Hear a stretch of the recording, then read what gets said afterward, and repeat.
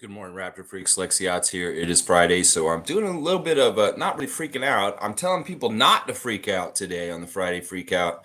And this is centered around the Siakam extension talk and different people saying different things and all this kind of stuff. Listen, once again, this is such a stupid thing. Like, it's 365 days a year that we have to go through stupid, this is your fear right now kind of stuff with the fan base.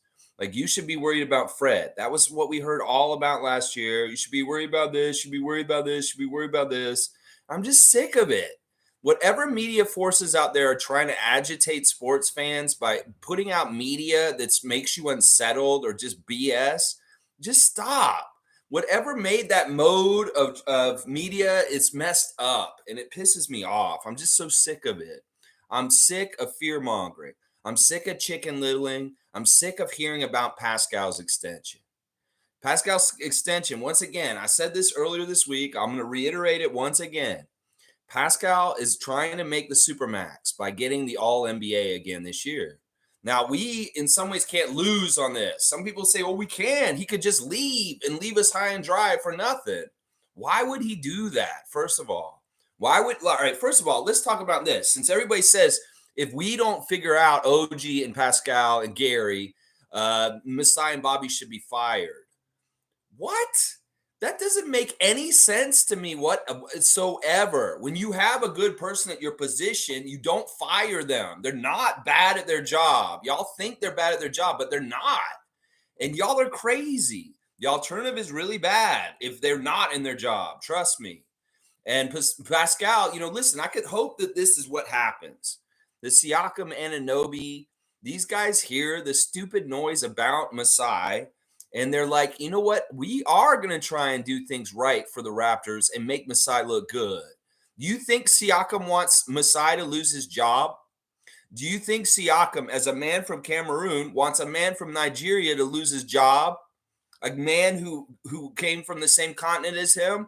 A man that is at the highest level for a black man in the NBA in some ways? Do you want him to lose his job, Siakam? No, he doesn't. Because he knows if Masai fails, he loses his job, then that's bad for, African people that come here to get jobs. So you think Siakam's trying to help Masai fail? Seriously, just think about this logically. You really think Siakam wants to make Ujiri look bad so he loses his job? Think about this. Put some thought into this. So he said this summer, he if you traded him to somewhere else, he wouldn't sign an extension with that team. He'd try and circle back and come right back to Masai and Toronto Raptors. People are not listening to the right people. Listen to Pascal Siakam. He's loyal to the Raptors, and he wants to stay here. And listen, I don't mind taking the gamble of letting him try and play this season to be a badass and get that All-NBA to get the Supermax. Now, people, once again, they want pinch pennies. They're like, oh, that's too much money. We got to figure this out. We got to figure this out and all this stuff. Fuck all that. We're going to do what we're going to do, and we're going to figure it out. They got a lot of it figured out already. It's just that y'all don't totally understand what they're doing because of the timing and things. And a lot of the manufactured noise about this is bullshit. And y'all are just falling into it and quibbling about it. Why the fuck are you worried about Pascal Siakam's contract at the end of September? It's not even the NBA season. I'm so sick of this. So I'm asking everybody, instead of freaking out today, I'm asking people not to freak out. Can you just stop freaking out? And media people that write stories, Amit Mann, Oren Weisfeld, Samson Folk, Eric Kareen, Michael Grange, Doug Smith, Katie Heindel, all y'all that write stories about the Raptors, can y'all just lay off this topic? I mean, really, there's logic to it. Siakam wants to make the most money he can. So give him a shot. He's owed that. In some ways, he's owed the shot to try and go for it. This isn't the same as Fred last year. In some ways, Fred did lie, and he made Masai look bad because he said that they didn't offer him an extension at the beginning of the season. Well, they did. He lied. And I'm sorry to tell y'all that Fred lied about that because they did offer him an extension. He declined it. So the idea that the Raptors front office isn't offering extensions to the players or getting stuff done is not true. These guys are asking these guys to sign these contracts, and they're telling them no. And it's partly because their agents are advising them to do this, and also because it's just smart business. So listen, every time we send an extension offer to Siakam, Anunoby, Gary Trent, Fred VanVleet, we don't get the publicity of it. I would be mad at the Raptors if they advertise every single time. Well, Siakam declined his option extension, shit like that. If I saw that in the news all the time, it'd look bad. So why do y'all expect these stories to come out that like, oh, the Raptors attempted to give the extension to OG, and OG said, not right now. I'm not ready to sign it. That's what the story would say. Is that story worth printing? Is that story worth everybody knowing? Is that good for other people to know as far as other teams and what they might be trying to do? Is it good for us to air our laundry out in the air like that? No, it is not. And that's why I would say, we know Bobby Masai are one of the most tight-lipped front offices in the league. In fact, when you hear rumors about them, you shouldn't believe them because they don't talk. They don't say shit. You don't know when they're giving extension offers to these guys, and you don't know the outcomes of that. Now, if they get an extension offered to them and they accept it, then you'll hear about it in the news. You'll be like, oh my gosh, they did it. In fact, when I hear them get one of these extensions done, I'm going to be jubilant. I'm like, here you go, motherfuckers. This is what you wanted? This is extensions done. But I don't get why y'all don't understand the logic of this. First of all, our front office is quiet. They don't leak. They're very good at this. And this is why they're very good. We could get a front office where they just chat and mess us up all different ways because they talk all the fucking time. But no, we have a very badass, quiet front office. So why do you not understand that what's happening is there's a blank canvas that there's nothing filled in, and these journalists, these people from the States, these people from Ted Rogers are filling in the narrative for nothing there, the silence. They're saying, oh, there's nothing being said about this. We're just going to jump in and make up whatever the fuck we want and say this is what's happening. That's the thing. No news is what the Raptors have usually, unless it's official press statement from the Raptors official, unless it's a Raptors employee sitting in front of a microphone at a press conference, unless it's a player on Twitch, a player in an interview, a player this, a coach that. I don't listen to jack shit talked about with the Raptors because I know that they don't talk about their business. And even Michael Grange, even Orrin Weissel, even Aaron Rose, even Savannah Hamilton, even Mike Roach is stupid. And they're not stupid, but they just don't know what is going on with this team because they're that tight-lipped. These people are media people that are close by, and they still can't get scoops or come in and get it. Samson cannot find out everything. Blake Murphy cannot because they're so good at hiding what they're doing. So why? Why are Raptors fans filling in the blanks with the media when you should just be listening to the team? I'm telling you right now, extensions have been offered to Siakam. Extensions have been offered to Anunoby. But it's a two-way street. The management can send those extensions. It doesn't mean they're getting signed, and that's why you're not hearing about it. Is it that simple? Can you not understand how the extension stuff is going on with the Raptors right now and the indignation and the upsetness about it not happening? Can you understand the way it's happening like this that I just described? You don't think Bobby Webster is called OG's agent, Omar, or whoever he's got now? I think he's with a different company now. And he said, hey, listen, we'd like to get this extension done with OG right now. We want to lock him down and something. It's like, I'm sorry, guys. OG's looking to play this year and see how much more he can get on the market in some ways. Listen, how do you do with that? We trade him? Maybe. I don't know. And we maybe came real close to trading him this week. Who knows? I'm just saying, and specifically with Siakam, don't question his loyalty with Masai. Don't question his loyalty with Masai. OG, I'm not totally sure, but OG probably has a pretty strong loyalty to Masai also. And y'all may be surprised about that too. So yeah, just a little rant on the extension worries, the extension overanalyzing, the talking about the extension every fucking day of the year. Yeah. That's my opinion on it right there. You just heard what I had to say. Does that make sense? If they came to OG or Pascal, they said, Pascal, we really love to give you that extension right now. Listen, I'm trying to make the super max. Why are you trying to give me the super now? I can't do it. I want to make more money. I want to have that chance. I wanted to get it last year, and I should have gotten it last year, but it didn't happen. Let's winders this real quick. Maybe the whole scheme of the NBA was like, we can't let Siakam get all NBA this year, partly because it'll help the Raptors with their salary cap situation. So he'll get the supermax right away and he can be extended already. No, let's hold him off and let's put him in some sort of like limbo about being a supermax player. And that may really screw up the Raptors.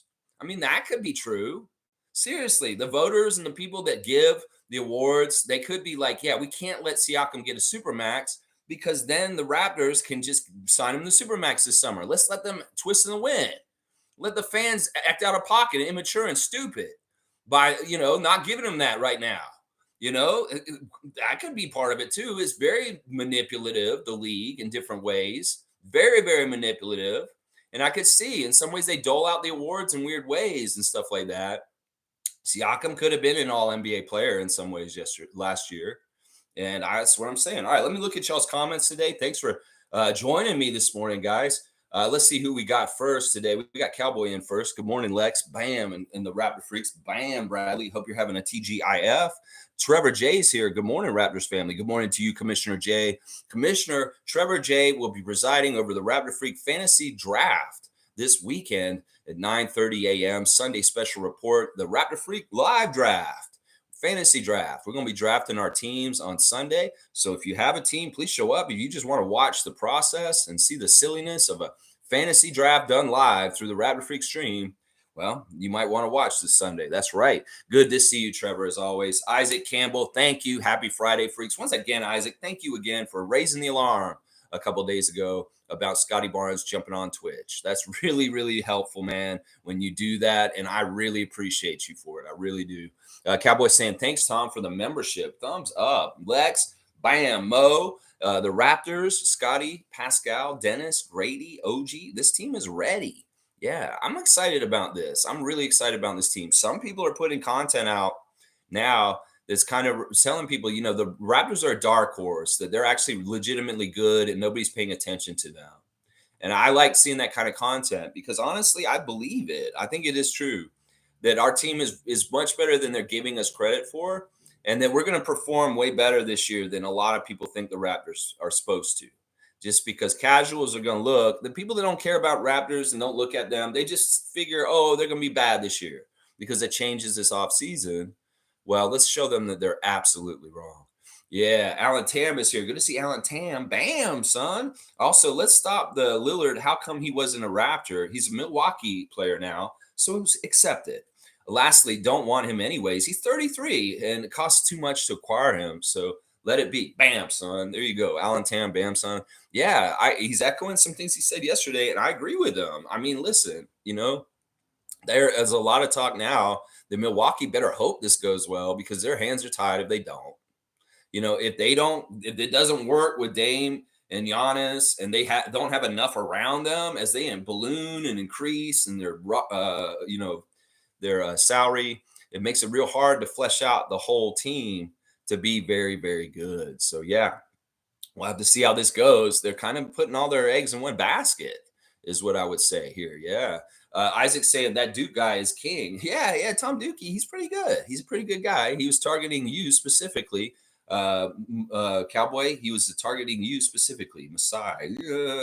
Isaac's got Grady on blast.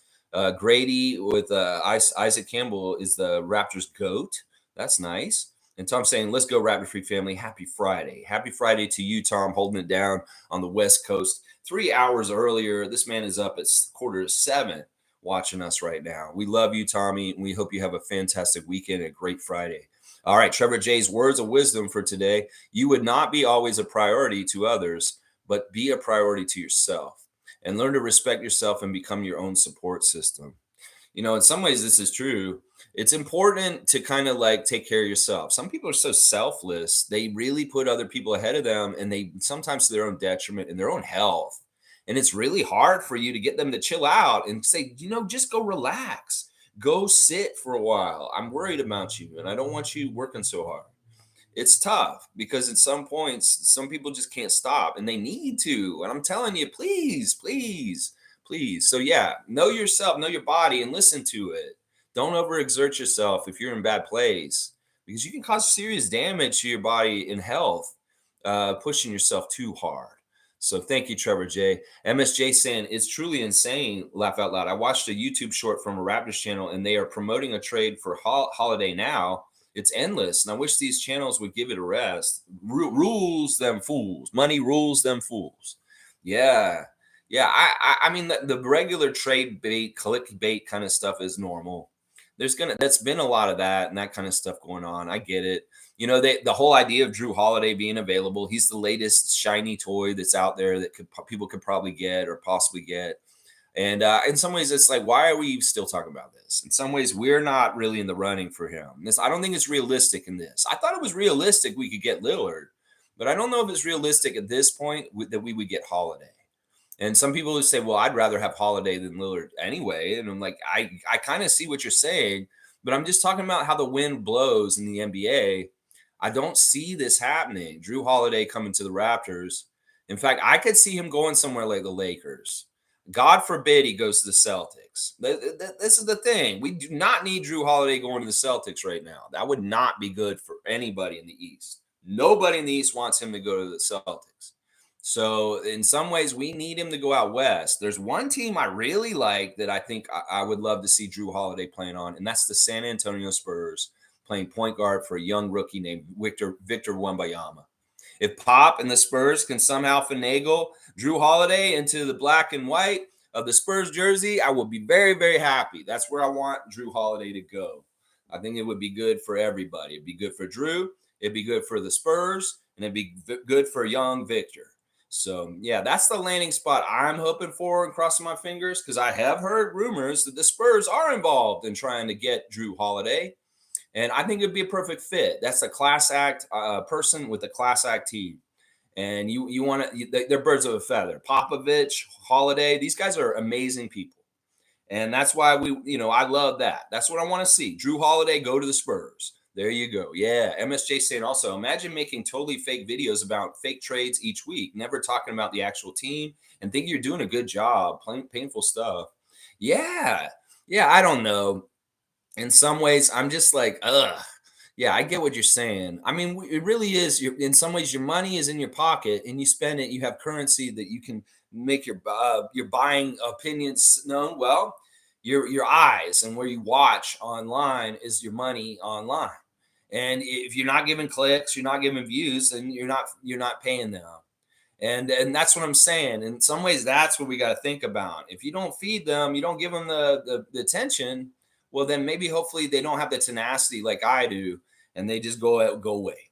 And that's what I would say right there. Because in some ways, you're exactly right. And in some ways, it's really important for people to figure out what's worthwhile and what isn't in today's society, as far as like content and what is the person about? Like what is their agenda? I used to tell Logical Raptors Fanatic, you got to figure out your mission statement of your channel, your YouTube channel, and find out what is your mission statement. What are you trying to attain? What is your goal? And then, you work from that. I can tell you what my goal is. My goal is the Raptors win another championship, win as many championships as possible. My other goal is to provide a place for positive Raptors fans that want to just be fans of the team and cheer for the team. And that's it. They want to be their number one Raptors fans, and they just want to be a fan of the team. And they're sick of all the negativity. They're sick of all the half-assed fans switching back and forth, being like, I hate you, I love you, I hate you, I love you. No, we're real ones. We stick with them and ride through it all. So that's what I'm saying. These when you go watch channels, think about what their mission statement is. Like what it is. Well, what are they trying to do here? Are they just trying to get clicks? Are they just trying to monetize their channel and make money? What is their meaning or purpose? You got to think about that when you're watching stuff. It's really important at this point. Yeah, Trevor J saying, yes, I saw that too. They need to stop. Is there always Raptors in the mix? If our name is not in there, it doesn't look good.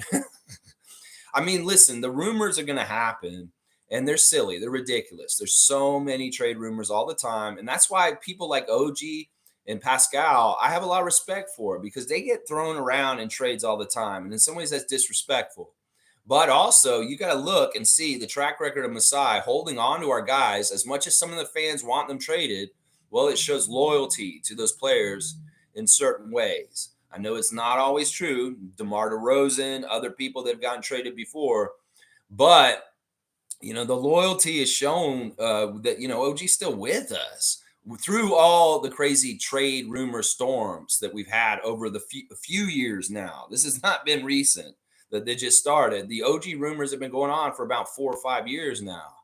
And he's still with us. So that says a lot in a lot of ways. Like, I didn't think OG was going to get past this summer staying with us. And some people saying, well, that's part of the problem. They're going to come to a problem where everybody's going to converge at the same time. Listen, we're going to figure this out. And once again, I'm not getting ahead of ourselves. Those guys have their vision. They understand what they're doing. In some ways, it's an ever-changing landscape and terrain where your feet are kind of running into new stuff all the time because things are changing around the league all the time. And honestly, I'm sick and tired of this. Let them do their jobs, seriously. And if you really don't think they're doing a good job, fuck you. I'll say, get the fuck away from my channel. All right, let's keep going. Tom Duke saying, man, geez, MSJ, I was thinking about making a joke about that, but people are actually saying it. You were spot on, 100%. It's exhausting. Yeah, it is. It is. And MSJ saying also, Trevor, it all seem Masai keeps failing to make a move when there is no move or a move that makes any sense. While I love independent Raps channels, I have come to see that their channels as toxic. Yeah, I mean, that's what I'm saying. It's like, woulda, coulda, shoulda. This is what Masai should have done. Well, you weren't there and you weren't sitting in there. You don't know the exact details of everything. You don't know if there's one major reason for why you think something could happen, but that actually could not realistically happen because of some major thing that you just don't have proprietary knowledge to, that the GMs in the league do, or the people that were just involved in that deal. So, I mean, it's so dumb. Trade speculation content is the worst content to follow on YouTube or anywhere because there's nothing to it. In fact, in the very beginning, I said, I'm not doing trade shit. I said that. I was like, that was one of the big things I wanted to define myself from other Raptor contents. When people come in here, I'm saying, I'm not going to be doing a trade hour where we're going to go over fantasy trades for an hour and be like, oh, what did this look like this? And this look like this. It's fucking fan fiction. That's what I called it. Those channels are doing fan fiction. They're writing stories that they just make up. They want, I'm going to rewrite an episode of Friends where all the friends have an orgy or something like that. You're writing your fan fiction when you write your rumor mill kind of content, YouTube creators and other creators in other spaces. That's what I say on that. You're writing fan fiction when you do trade talk, fantasy trade talk. It's so stupid. It's so dumb. Monique is here. Good to see the super fan. Monique Lawrence, the greatest. Good morning, Raptor Freak family. Let Pascal be Pascal. Support the man, not downgrade him, and lift him up. Will it ever end? Media. Yeah,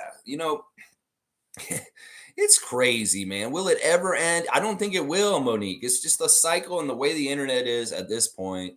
In some ways, we need to just learn to train our attention to not even go to these places anymore. I'm telling you, they starve out if they don't get attention. Now, they're partly doing stuff to provoke, to get attention. And then you have to realize that and recognize that also.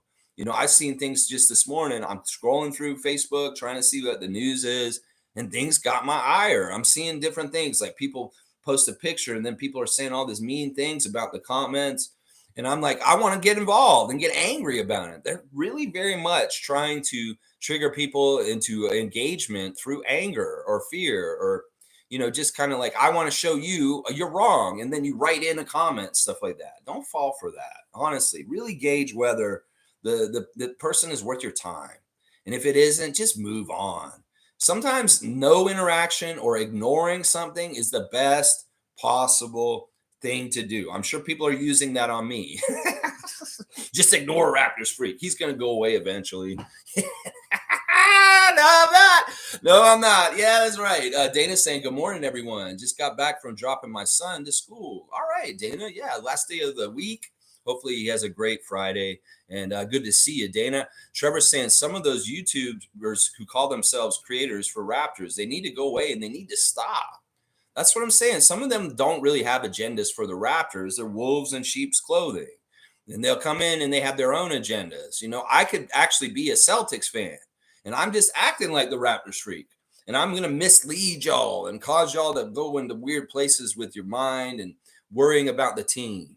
That's that kind of stuff. There's like all kinds of weird like espionage, sports espionage, and stupid fans that are trying to do stupid stuff. We joked about this summer that David Saborin needs to go be the Sixers freak and go start a channel for the Sixers fans to come watch. And then he could just lead them all over the place in bad places, start talking about Nick Nurse this, Joel Embiid that. I'm saying this is what people are actually doing right now. And if you're not cognizant of that or aware or able to suss out who is like that, then you're in trouble. You really need to start developing that skill because there's going to be more and more fake shit in society all around, whether it's AI, fake voices, fake pictures, fake content. There's all that stuff. We're going to get more and more of it. It's not going to get any better. Our world is kind of going to shit.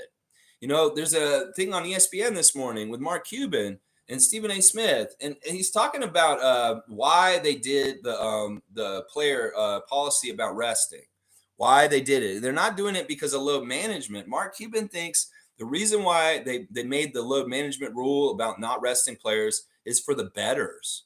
He said that he thinks that the reason why the NBA did it is because the betting sites and the people that bet are upset because the players that they want to use and bet on are sitting out too often.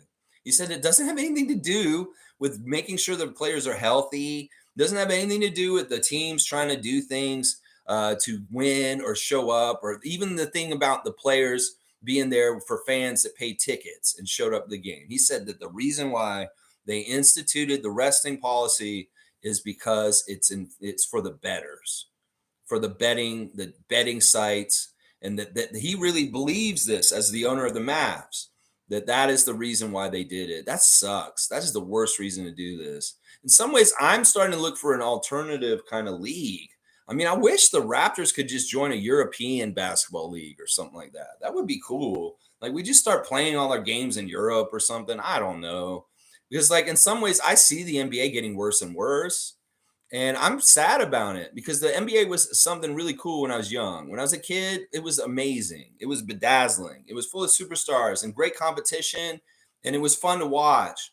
And it's getting more and more not fun to watch. It's getting more and more like a propaganda political machine with a lot of bullshit around it, like what we've been talking about already today. And the basketball and the real like good stuff, well, we saw FIBA. We see the alternative. It's not a good quality. It's not a good quality. The league sucks. And it's going worse. I think the sports betting is making it worse. I think the social media stuff that we've been talking about today is making it worse. There's a lot of problems. In some ways, I just want to tunnel vision, root for the Raptors and wish the best for them and just root for them and just wait and tune out the whole rest of the world because it's just a lot of bullshit at this point. Oh my gosh, so much bullshit. Quick Takes is here. Good morning, Raptors freaks and Lex. Let's get it, 100%. NBA Quick Takes is being very prolific this week, dropping all kinds of stuff all over the place. Big piece on Dame Lillard and the Milwaukee Bucks he brought out yesterday. He's also promoting a piece that's projecting the Lakers win totals for this season also. So definitely go get NBA Quick Takes, a great subscribe, and check out the stuff he's prognosticating on over there. It's always good stuff on that channel. G saying, I have come to the realization that too many people live out of fear. What if, always thinking worst case scenarios, some of these YouTubers are predators preying on fans' emotions? Yes, yes, and yes. They're using the playbook of MAGA. They're using the playbook of political people. They're trying to manipulate people to get their vote. They're using a lot of those same playbooks. I'm a big Survivor fan. I don't know if y'all know this. And Survivor just started again this season, this week. On Wednesday, they had the premiere episode of this fall season. Well, there's a young lady who's on the new Survivor that's absolutely epitome of Debbie Downer. Debbie Downer. In fact, her perception shapes her world. And in some ways, as soon as I knew this, because I know the power of positive thinking, I know the difference between being a negative person, what you get in your life, and being a positive thinker and what you get otherwise. Because I was a negative thinker when I was younger, and I switched somewhere in my adulthood, and I became a more positive thinking person, and my life changed dramatically. Well, this young lady who's on the show, her name's Emily, And she's very, very like pessimistic. They described her as being a glass half empty kind of person. And all she did around camp was complain and tell them how they're doing things wrong. And, morale on that team was really bad. In fact, that team sucks. That may be the worst Survivor tribe ever put together, the yellow tribe on the new Survivor right now. That's what I'm saying. The power of positive thinking and the power of negative thinking are both very powerful. So choose wisely how you want to live your life. If you want to live your life with positive thinking, well, positive things will happen. But if you want to live your life like Emily on Survivor, then you're going to get all you get. Yeah, you're going to get people that are like, I don't like her. I want her to go away. And that's really, if that girl had not quit in the first episode, she would have been voted out. Old Debbie down her ass. There's more about Emily that bugs me, but this is not the time or place for it. But right now, yeah, let's keep going. But I'm just saying, that's how you can shape things. And she's a perfect example. It's like you see her on Survivor and you're like, holy crap, that woman is annoying how negative she is. She's a very good, bad example of not to be like. In fact, I think she's a MAGA. I think she's so fucked up and weird with fear that if you asked her outside the game, she'd tell you, yeah, I support Trump. She's that messed up. She's that messed up of a person. I can tell she's like that. Yeah. All right, let's keep going with the chat. A little aside of Survivor. Thank you, Jeff Probst, for coming back for the new season. Love that show. It's so good, man. Y'all, come on. It's good. We got our Canadian guy, Caleb, on there. I'm rooting for it. Let's go, Caleb. That's right. Dana's saying, I saw a video talking about firing Masai. I won't name the channel, but he was so brainwashed by the American propaganda. Yeah, that's why we got to fight the good fight and be the noise on the other side. It's ridiculous. And once again, if it's coming from the States, of course they want Masai fired. They don't like us having power. They don't like us having capable leadership that is actually continuing to keep us successful. That's what Masai is, y'all. You got to understand this. It's like, listen, y'all can be mad that we got a 500 season last year, but that's actually success. And some people say, no, that's mid, Lex. Bullshit. There's levels of success. And y'all all championship or bust mentality, you're fucking idiots. There's only one team every year out of the 30 that wins. So if you're a pretty good team, you're a winning team, you're moving in the right direction, that's all that matters. And the Raptors are doing that. You can perceive it that they aren't or they're spinning their wheels, but that's bullshit too. That's just them filling in the blank canvas once again. They're not going to come out and tell us what they're doing specifically because once again, they don't talk. They don't say nothing. They do their job and they don't put it on display and talk to the press about it. So the people down south are going to write, oh, they're spinning their wheels. They don't know what they're doing. They don't have any direction. This is all bullshit that is just made up just to describe it. In some ways, they don't like what we're doing and they want to just muddle it. They want to muddle it. In some ways, they want us to get rid of all our players. They wanted us to lose Siakam and OG in the last couple of years, and we've successfully held on to them. And they're mad about that. They're frustrated about that. So in some ways, they take out their anger about that on like coming at Masai. So it's messed up. It's crazy. Fight the good fight, Raptor freaks, and know the truth. Trust in Masai and protect him at all costs. Seriously. Like I said, if we got to fire someone, fire Bobby first. Masai does not need to be fired. There's somebody in between there. If people get so bad that they're like, oh, we need to fire somebody in the front office, you can fire Bobby, but you're not touching Masai. All right. And that's what I'm going to tell people right there. He's got a fall guy next to him just in case. The Masai does not go before Bobby, and they don't both go together. You get one, you people that are all pissed off, but I don't think that you can get either of them because they're going to do a good job this year. And they're going to be so good that y'all are going to be like, man, I should have just listened to the Raptor Freak and I should have just trusted in Masai. There you go. Top saying we're overthinking this. It comes down to what Pascal is given. They couldn't give Fred what he wanted and he walked. Pascal is not beyond walking as is OG. Can we not learn this lesson the easy way? Once again, top, I still feel like you're Debbie Downer, like what I just described. You're more like Emily on Survivor is what I'm saying here. Once again, Siakam has very much loyalty to Toronto. He has no reason to have loyalty in the other team down south. And, money will talk. And that's what I'm saying. We can give him the most money. Fred is something that shouldn't be compared to these other guys. First of all, Fred is a G League player that became an all-star. He's the ultimate success story. We rode that elevator all the way up with him to the top level he's going to get to. Now that elevator's going down. It's like he's at the mall. And he went up the up elevator, he turned around, and now he's turning to go down the other elevator. And that's what I'm saying. We got rid of Fred at the right time to not invest 43 million in a year in him, because I'm telling you, he just got to the top of the mall elevator and he's got to turn around and go down the other one now. So I don't look at it that way. Siakam is somebody who can get better and better as time goes on, even more so because of his build and his skills, his athleticism, and his hard work that he puts in. So, you know, they're very different.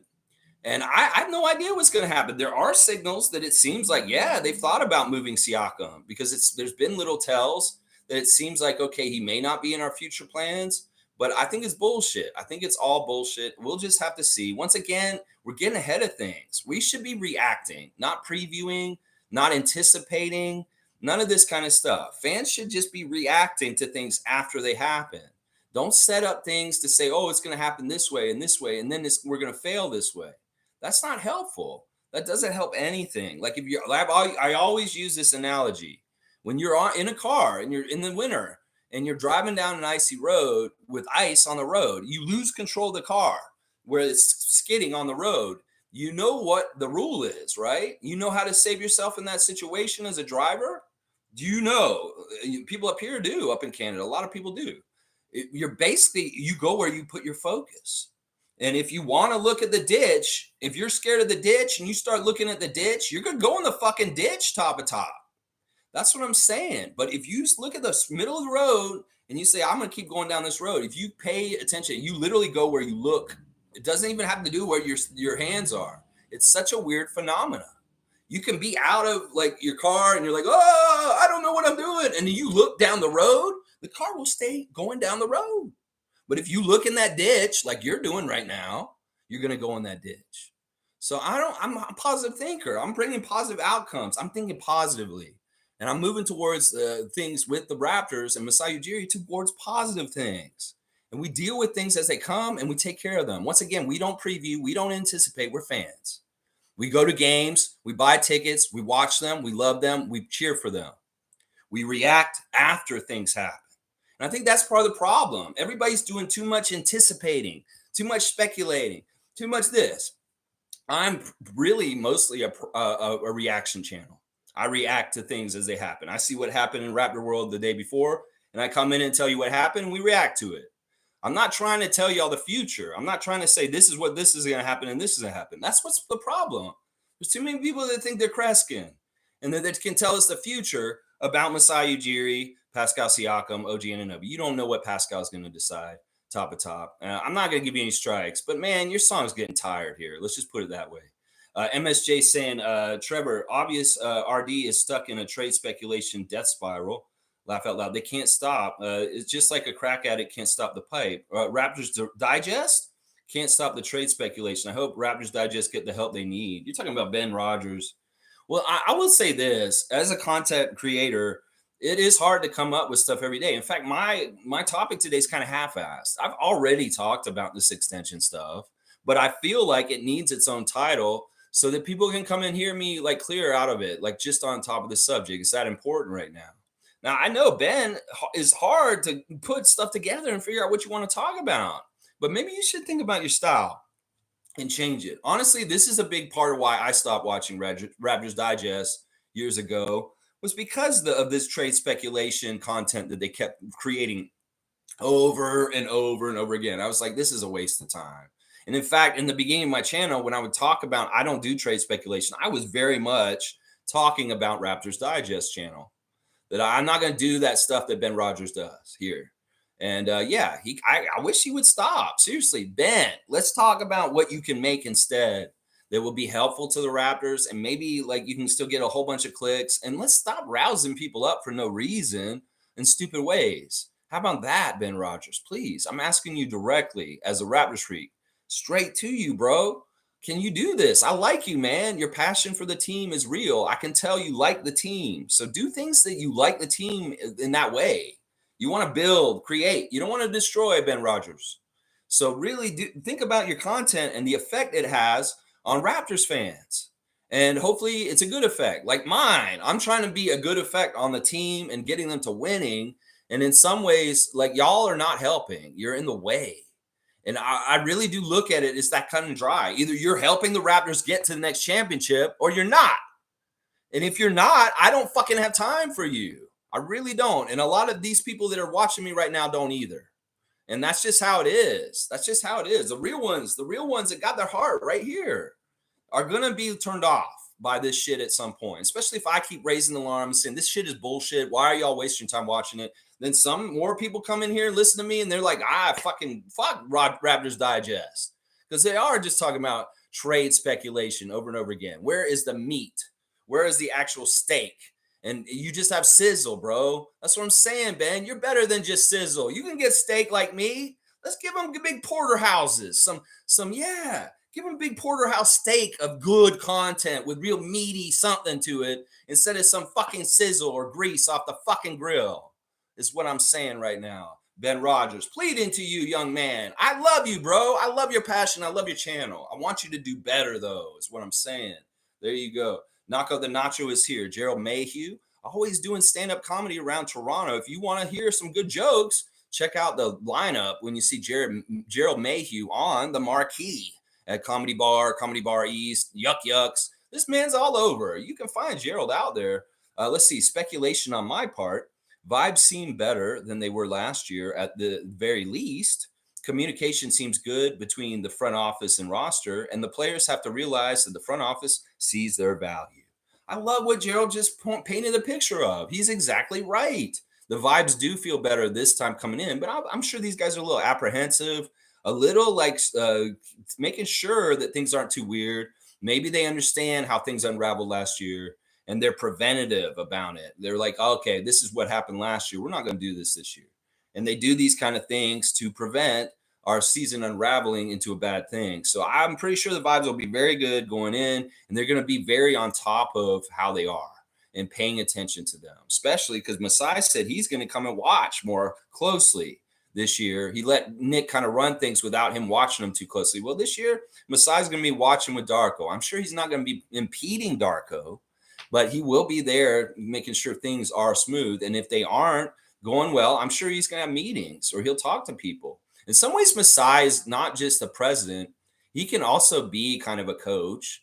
He can kind of be an inspirational leader to our guys. Like he can come and talk to them, So, I'm telling you, there's a true love between our superstars and Masai Ujiri. You saw it on Open Gym last year at the All-Star game when Masai and Scotty said, I love you to each other. You see it in the pictures from last year's media day with OG and Masai palling around in that little box photo shoot. And then like they're talking trash to each other. And then you can see the love between the two of them. I'm just saying, we can perceive what we want to perceive. There's a lot more of a family environment around the Raptors than people give credit. It really, really is. And the front office is definitely connected to the players. And the other thing is they really value the honesty and the open communication. This has not been the case in the history of the NBA. Masai's not a normal GM/team president. A lot of times the front office is at odds with the players and they don't get along. In some ways, times the players really hate the front office and it's a very toxic environment. We can think about way back with the Sixers and Charles Barkley and his GM way, way back. Oh my gosh, some of the stuff. The Bulls did not necessarily like Jerry Krause when they were winning all those championships. Michael Jordan and Jerry Krause hated each other. They absolutely hated each other. And, they still were functional and able to win a lot of championships. It wasn't always like a rosy friendship or a nice relationship between front offices and players. And in some ways, the Raptors are a very nice case of that. The other teams in the league right now don't have that kind of coziness or communication between the front office and the players. So in some ways, that's a strength for the Raptors. Trust me, it is. Fiercely saying, good morning, fam, and happy Friday. I'm with Pascal. He knows his worth. And if people wanted to pay Dame, why not Pascal? Also, I see the no direction statement. It's annoying as fuck. Yeah, the no direction statement is silly. We take a direction every time we make a move. And it's not up to us to give you a book report that says this is the direction of the Raptors. Here it is explicitly. What, you want Bobby to come down to the press conference and just tell you this is our plan and he just lays it all out. Oh, now all the other teams in the league know exactly what our plan is. Now, these guys really are like Colonel Sanders with the secret recipe, and they're trying to keep things under wraps and proprietary. In the world of the NBA, where everything is just anxious and voracious for tidbits of information and what's going on, they're very good at keeping things quiet and not letting people know. And I appreciate that about them. So, listen, we're not supposed to totally know their grand scheme, because in some ways they don't want it known to the whole league in some ways. I think that really it's kind of basically this. When people say they don't have a direction, I said their direction is Scotty. I don't know why you can't understand that. Maybe you don't believe in that young man. Maybe you don't think he'll ever become a superstar in this league, but I do. And that's enough for me. In the old NBA, you draft a young stud like Scotty, you let him have like 4 or 5 years to get better, and then all of a sudden he emerges, he blossoms, and boom, it's like you put that time in, you built it up. That's part of the problem. These people don't want to put the time in and investment in to develop and bring this person up, and then boom, you get the payoff over time. That's what it is. The word is time, youngsters. Time is needed. Time is needed on everything. You make something quick or half-assed or quickly, you get the Brooklyn Nets and their dumpster fire the last few years. So that's all I got to say on that. The development of Scotty is the direction we're going, and we're bringing him up, and we go with Scotty. Pascal, OG, these guys, we'll see how it goes with their contracts. If we can keep one of them or both of them, that's fantastic. But in a lot of ways, the direction we're going is with Scotty, and we're on his schedule. Siakam's got a championship. Siakam is an all-NBA. He's an amazing player. I want him to stay in the Raptors. But in a lot of ways, if anybody asks you, what is the direction the Raptors are going in? We're going with Scotty. Just tell them that. We're going with Scotty. And when they say, well, what is that? Well, you'll fucking find out this year what it is, what going with Scotty is. When he comes to the arenas around the league and tears them up and shows that he's ready to ascend to a new level. And I mean, that's where I'm at. You asking me, where's the direction? We're building around Scotty, you dumbass. Have you not ever fucking figured this out? You're going to say, oh, well, you have different players at different places. Well, every team's going to have different cohorts in different places, but we are generally building around Scotty. And I don't know how you can get this through people's heads if they just won't accept it. And you're like, oh, I still don't think they have a direction. Well, all right, you're an idiot. And I'll just let you be in your own little idiotic world in your head. And that's fine. Cowboys saying, I heard that this morning about Masai. These people are crazy. They don't understand just because we didn't get Lillard. Also, my lady got me Dax tickets for tonight. All right. Well, the Cowboys going to a concert tonight. That's cool, man. Yeah, I've listened to Dax a bit. I have some trouble with him in some places. So he's got skills. He's definitely very, very good. He's Canadian. But, he's been recently doing MAGA videos with MAGA artists. And I'm like, what the fuck are you doing, Dax? You're Canadian. I get it. He has some topics that he raps about that I am not agreeing with. Like he had a song that he did about alcoholism that offended me as an alcoholic, to be honest. Very much offended me. That's not a subject you take lightly, Dax, with the alcohol and that kind of shit. There's people that have suffered very greatly in their lives, like I have. So in some ways, I'm not a fan of him. I will say that he has a lot of skills, and I do like that he's Canadian, but he's fucking making weird choices with his content. When I see him line up with those MAGA Raptors down in the States, I'm like, bro, oh man, why are you doing that? It's not that he's very political. He is political. Trust me, he is political in what he says. And I'm worried. It worries me sometimes, some of the stuff that he sings about. But yeah, have fun at the concert. That's awesome, Cowboy. He's a very good rapper. I will say that. That's what I have to say about that. Yeah. G saying there's a difference, though. The new CBA forced teams to spend or lose out on revenue sharing. Houston had to overpay for players. The scenario is very unique, and the timing worked for Fred. That's right. That's right. We talked a lot about this summer when the Fred thing happened, that in some ways it was a special circumstance of the new CBA and the new rules forcing Houston to have to spend money or they were going to be in trouble. And that's why they dumped a huge amount of money on Fred. In some ways, that's what we got to realize. It's like the wind. The way the wind blows sometimes is way they have to kind of make decisions and figure it out. We can have long-term goals and think, well, this is what we kind of want to do with this and this at this point. Once again, we couldn't sign Fred to that extension last summer or last year because he straight up said no. And he lied, and he made Masai look bad since then. He made everybody think, oh, Masai didn't try to sign him in the extension. We let him go for nothing. Well, no, Masai did. Fred was greedy. He said, no, I don't want to sign right now. And then he turned around and he took the highest bidder. So you can't blame Masai and Bobby for Fred. Fred was a very special case in circumstances. Fred took the bag, and Fred declined the option when they offered it to him. He declined it, and obviously it was a smart decision for him because he got paid a lot of money this summer.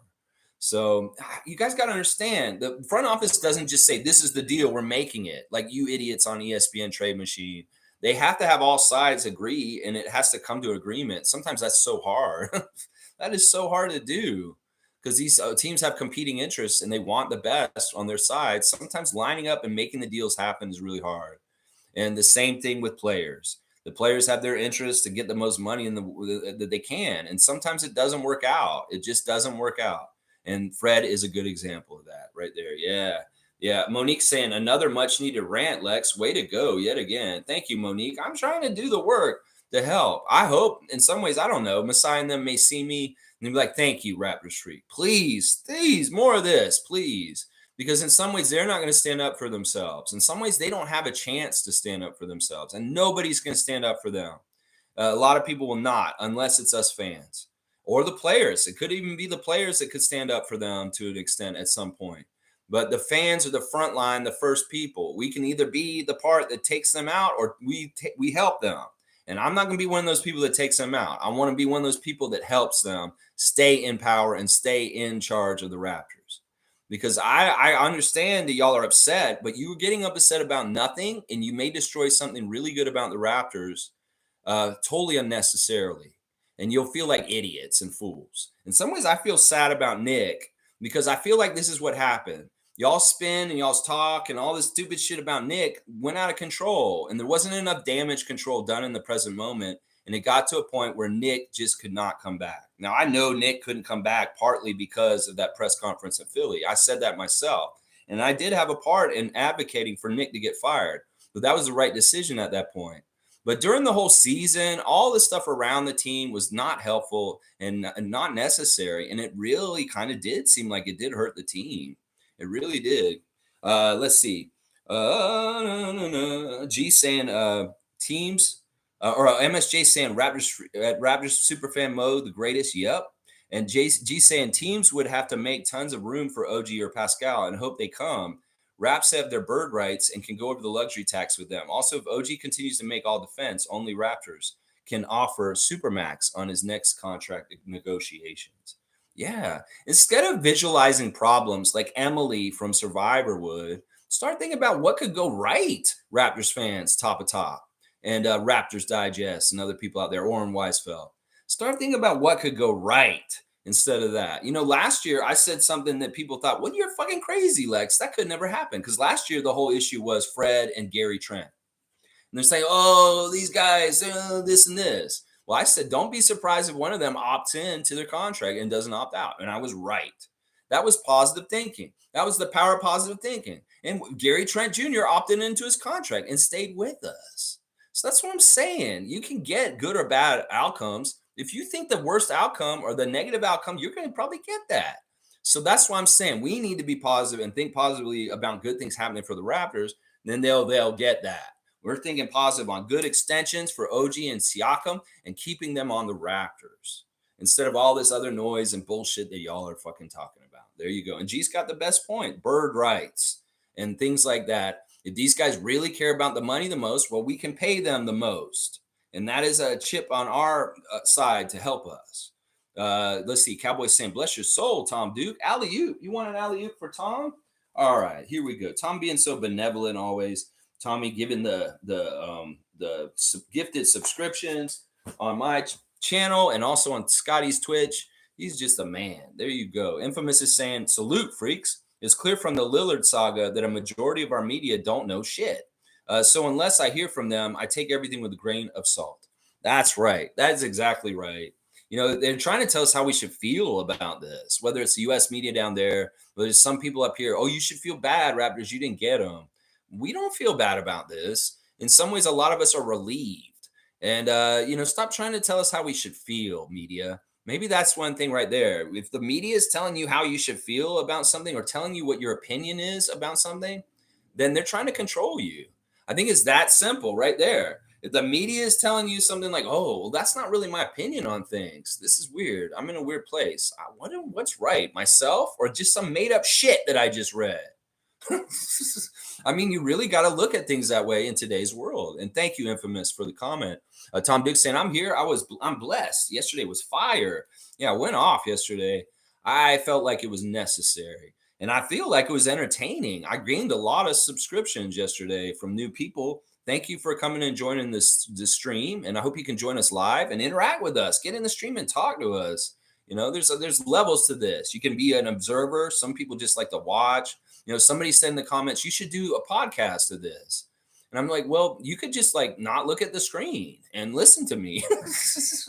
You may not see Justin Bieber if he pops in the screen all of a sudden, but you can listen to me. I'm pretty good at for listening to just in the background. A lot of people are working and they just kind of listen to me as they're doing whatever they're doing. It's really good, like passive active, like listening to listen to me. And then the other key I would tell you, if you're not watching me live, like right now, that a lot of people are at 10:26 Eastern time, watch me at 1.5 speed. I'm not live, you can cut my long times down a lot. I do a 2-hour stream, boom, all of a sudden it's just over an hour. So that's what I'm saying. 1.5 speed if you're not live. And I'm not going to do this on podcast. I could maybe release this audio to a podcast platform and put it out that way. But I'm definitely not going to produce any more content hours wise other than doing the live stream here. So yeah, I appreciate the suggestion in the comments yesterday, and we definitely do listen to the comment box and the suggestions y'all have. But right now, I just say just don't watch the screen. It's a podcast. Trevor's saying Rodgers has billions and only given millions to players. Why are fans so upset? These monies are Packer change of profits.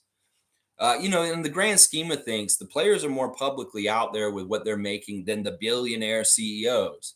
I would love to live in a world where we looked at all the CEOs of the big companies and talked about and speculated and criticized their contracts and the amount they get made, just like professional athletes do right now. Some people get so upset that Fred VanVleet's going to make $43 million this year to play a child's game. Well, let's go look at Galen Weston's number that he makes a year, and let's fucking start criticizing that. That's what I'm saying. So I'm all about that, Trevor J. These players, in some ways, they get scrutinized publicly in a way that CEOs should. That's what I'm saying. That's a perfect world. We pay teachers more. We pay them what they should be make, and we scrutinize CEOs like professional athletes get scrutinized for their paychecks. That's the world I want to live in right there. Fiercely saying, everybody wants to be a GM. I've cleaned up, unsubscribed from a few more channels or Instagram pages yesterday evening. No negativity coming my way. Yeah, we have a blank canvas for this year. We're starting with a new coach. We're in a new era. We have a new point guard, Dennis Schroeder. And, you know, I don't want them filling in the picture for me. I don't need you to get your paintbrush out. I'm going to paint this picture like Bob Ross would with happy little trees. And I'll beat the devil out of my brush before I take that to that canvas and get all the negativity out of it. Seriously, Bob Ross would be mad at you if you were painting ugly ass pictures with ugly images on there. You need to have a beautiful natural scenery with mountains and trees and little happy little bushes. Like, oh, we'll put a little friend over here. That's what I'm saying. You ain't painting my picture, Bob Ross is. And we're painting it positively with happiness and joy and nice things. So don't even fucking try and come near my blank canvas for this year's Toronto Raptors season. I don't need your paintbrush of negativity and harsh, ugly colors getting on my things, content creators. So no, keeping that canvas blank so Darko and the players can fill in what is going to happen this year instead of y'all filling it in for me already before we even started. Yeah, thank you, Fiercely, for that. And I commend you. That's the best way to fight this. No more attention. That's what you get. There you go. G saying OG and Pascal are not American. They have zero loyalty to America, too. Toronto is truly their home away from home. Money talks for sure, but Raptors can give them the money, too. You know, I'll agree on Pascal, but that's not true about OG. OG is a very Americanized person, even though he's from UK and he has roots in Africa. OG is from Missouri, and he does very much have a home base in Missouri around that area. But in some ways, I could see what you're saying. And he has also said this summer that he is very happy on Toronto. He doesn't want to go anywhere else. When he was at that London Lions game in UK, that's the team he owns, part ownership in the London Basketball League, in the UK Basketball League. A Miami fan came up to him and said, "Hey, OG, will you come to Miami?" And he straight up told, he's like, "I don't want to go to Miami. I'm happy in Toronto. I just want to stay in Toronto." He said that straight up to that Miami fan. He was disappointed. That's what I'm saying. So, I mean, I don't know the differences in loyalty. I would say right now, I feel like Siakam would be the most loyal of the two of them. And that's partly because OG's been jerked around so much in trade talks for the last few years. But that is just this nature of where he is on the roster and where he is. It's just going to happen. He understands that part of the business. But in some ways, I think both of them are loyal, very, very loyal, like you're saying. But realize that OG may not fit the category you're trying to describe here. Tom Duke saying, Masai, good vibes. OG, Grady. Yeah, Grady. You know what? Let's do the Instagram check for some more good vibes because Grady was on there yesterday. Dennis is putting on blast. He's still in Germany. And part of it is because he has a professional team that he's a part of in the German league, and he's promoting it, and he wants the people to come to it. So he's appearing at the games right now. So he may be a little later to come in. I think he'll show up by Monday. But I was really thinking he'd be in Toronto by now, but he isn't yet. So it is what it is. It's going to be what it's going to be. Dennis will get to Canada when he gets there, but he's very much with his brother, and they're traveling around, and he's at a basketball game yesterday, promoting it. He's got his lemon water. It's game day. There's a few tickets left. There's a cool picture of his son with his head on him. And then there's another kid's face on LeBron. It's a funny picture. And he says it's so fire. He just loves his son, Junior, being involved with his jersey. And it's a Raptors jersey, y'all, which I really like seeing.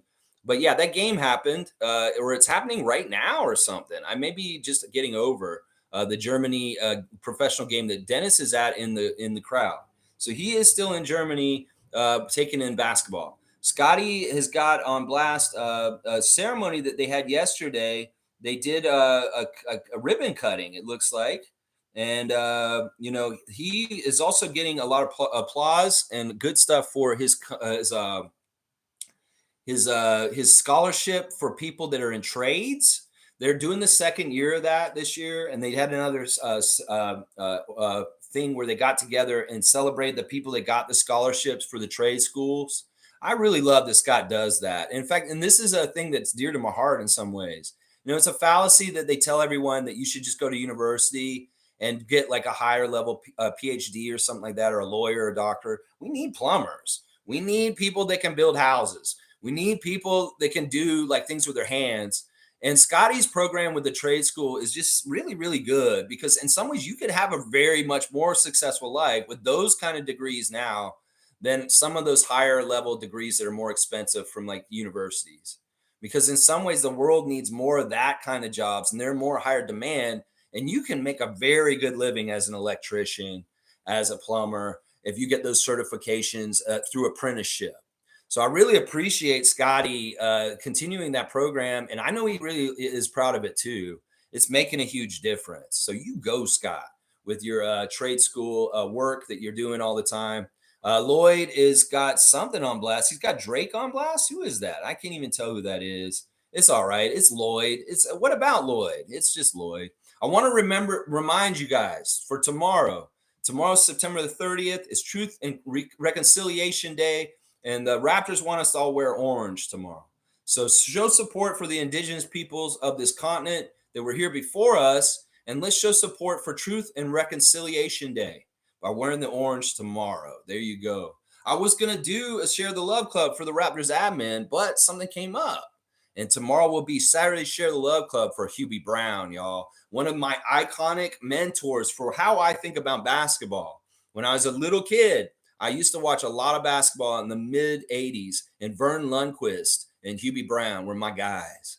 Those dudes really taught me basketball. So I got to share the love for Hubie, who's turning 90. He turned 90 this week, and it's going to be his last season calling NBA games. So we're going to share the love for Hubie Brown, an NBA great in all kinds of ways. All right, let me keep going with the Instagram. We see all them at the Indigenous event talking to the Indigenous leader. It's awesome. All right, this is a cool one. The cool Instagram today is coming from Mohamedou Gee, who was out and about in Toronto yesterday, taking little snapshots of discovering and exploring Toronto. I love this. Mo Gee probably has not been around Toronto too much, so it's very new and shiny to him.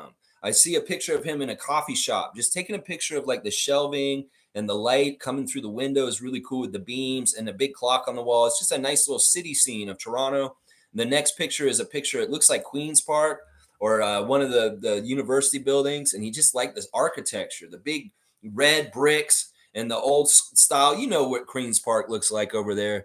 And I think he saw it and he's like, I got to take a picture of this building. So Mo Gee, being a tourist in Toronto yesterday, he's also at the AGO. I see him in the Art Gallery of Ontario in that front atrium on the second floor with that great window and the bend on the building. So I know where you are, Mo. I know this city pretty well. And you're at the Art Gallery of Ontario when you were taking that picture. The next picture is a picture of a guy with Rockaware of his shoes around his neck. I forget who that guy is. I'm not sure, but he liked that picture. And then the last one's a really artsy picture he took in the window. It looks like he's at some sort of restaurant and he has reflections coming through the window and it looks really cool. It kind of looks like he's sitting on a stool that is at the table he's at. Mo Gee, you've got an artistic photographic eye. And I like the pictures you were taking around Toronto yesterday. Very, very cool stuff to see Mo Gee enjoying Toronto like a tourist would. Mr. New York City's got a whole bunch of quotes. I'm not going to read all of them. He's got a lot of motivational quotes. Marquise Noel, it's okay to dare to want more. Be fabulous, be diverse, be the person who includes everyone. I love that kind of stuff. That's kind of something I say. Let your passion be your anchor that grounds your purpose. Man, he's speaking straight to my soul. Mr. New York City, you have some really interesting stuff with you reading your books and all your motivational speaking stuff. Man, we're excited, Noel. I want to see you succeed at the highest level. I really, really do. I really, really, really, really do want to see that. And yeah, he's also putting on blast Dame Lillard. You can tell he's a Lillard fan for where he came from Weber State and made his career into what it is. You know, I have to say, I got to give Lillard a lot of credit for the thing he wrote to Portland yesterday. That letter was very nice and sincere and heartfelt. You know, it may have gone wrong in the Trailblazers for him, but there is a strong, real bond between Lillard and that city, and it will be forever. And that's what's right. In some ways, I'm so proud of how he handled things on the way out, and other than the things about the demands just now. And Lillard really, really showing some class in how he wrote his letter. And he did it timely. He did it the day after. That's something some people could learn from. He said goodbye immediately instead of waiting 2 months. Oh, my gosh. Yeah. All right. And then also Mr. New York City is showing he is at OVO Center as of 15 hours ago yesterday. It's a grind to the top, baby. And on the walls, it says compete, get better together. And I love it. OVO Center looks so nice and clean. And I'm ready for these guys to fill it with the Raptors and just get in there and get working together. Compete, get better together. There you go, Marquise Noel. Grady's showing highlights of him at the Blue Jays game. In fact, there's a highlight reel of him telling jokes before. He's saying stuff like, we need a pitcher, not a belly itcher. He's saying stuff like that Yankees pitcher thinks he's the only one pitching today. Grady is a natural comedian, and he's very, very funny. And it shows from the clips from Open Gym around him throwing the first pitch of the Blue Jays game 2 nights ago. Yeah, he's funny. Like, we're going to see funny highlights on Open Gym with him a lot in the years to come. And it's going to be really cool to see how he interacts and the fun stuff he brings around the team. He is a really funny guy. Seriously. Grady is good stuff. Let's see. Let me see if there's anything else I really want to talk about on here. I don't think there is. That's it for the Instagram check. There you go. Raptors Instagram check. There you go. Bam, bam, bam, bam. All right, let's see. Cowboys got me on blast. Let's see what else is going on in the chat. Naco the Nacho is saying, hang on. Jumped ahead, of course. And please give me a cutoff today. I do have to get done early today. I can't do over 2 hours today. So please give me a cutoff at this point. I see there's quite a bit to get to still. All right, where am I with it? I'm on Cowboy. Cowboy just did me dropping on no, there it is. Naco the Nacho saying, I don't think Scotty wants OG to be traded or signed somewhere else. Yeah. I think he was relieved on Twitch that the Dame Lillard trade did not go through. He was happy about it. He wasn't upset. He wasn't upset like Raptors fans have been. He was very happy about it. He loves OG. He doesn't want OG to go anywhere. And in some ways, that's part of the reason why we need to keep them around. Let's see. Cool Cat saying, good morning, Rapid Free Crew. TGIF, media strategy is all for engagement and hence create the news to stir up controversy. Yep. That's why we just have to have, like Cool Cat was saying, critical thinking. Y'all need to think about what you're reading and think about where it came from and what its intended purpose is on you, because it's written for you to get a reaction out of you and get you to do something. And you got to think about what that reaction is and whether it's healthy for you or not. And then you decide whether you need to even be looking at that anymore. If something's trying to manipulate your emotions, do you want that around you? It's like a toxic partner. If you're dating someone and they're manipulating your emotions, why would you fucking let Bleacher Report manipulate your emotions? Is what I would say. You don't want to date somebody who's going to manipulate your emotions. Why do you want content that wants to manipulate your emotions? So realize, and it's not just in Raptor stuff, it's in all kinds of things, especially the news and politics. Especially there. Yeah, there you go. Fiercely saying, I wish for your channel to expand, Lex, so that more and more people get a clear understanding of the behind the scenes and also what is made public. Thank you, Fiercey. In some ways, people like me may be more and more important as the world becomes more and more fake. Genuine realness is really kind of a hot commodity at this point. People like that something is real in a world that's becoming more and more and more fake. And that's part of the reason why y'all bond with me, is because I'm a real one. And there's no denying it. And that's the thing that's different. I'm such a real one. I'll tell you all the truth about everything that I know about with how fucked up society is and the government and what's happening with us. In some ways, they don't like a person with intellect like me that's going to go around and has the ability to communicate to people and get big things across in an effective way, because I wake people up and I make them realize, just how fucked up some things are. And, that's what I'm saying. But I appreciate that, Fiercey. In some ways, this is a Raptor fan channel, but this is also a channel to help people open their eyes and live a happier life. That's a very important goal for me also. I want the Raptors to win, but I also want you guys to all have a more successful, rewarding life for yourself. And sometimes we get in our own head and we don't understand how we're holding ourselves back sometimes. I had to go through some really tough lessons that I was holding myself back that I didn't even realize. And if I can help people avoid some of those tough lessons I went through, I will. Evelyn's saying, good morning, fam. I'm still suffering from steam burn. Oh my gosh. From a kettle on my right arm, but I'm okay. I got it cleaned and dressed. Oh, Evelyn, please be careful when you're making your tea. Yeah, I don't like to hear that you got a steam burn from a kettle. Well, always our hearts are with you, Granny Swag and Baby Candace. And we hope that you're okay. You know what? Maybe Baby Candace can come kiss your boo-boo. That would be nice. I mean, she says, Candace, please kiss my boo-boo. And maybe she can come help make it feel better. We are hoping you heal fast, Granny Evelyn. We love you, and you're a big part of our Raptor Freak family. Cool Cat saying it is in the best interest for Pascal and the Raptors to maximize his value. Then we either pay him or trade him at the new highest contract value at the end. Win-win for all. Yeah, I think that Siakam's got the same kind of like warm, fuzzy feelings as Kyle Lowry does.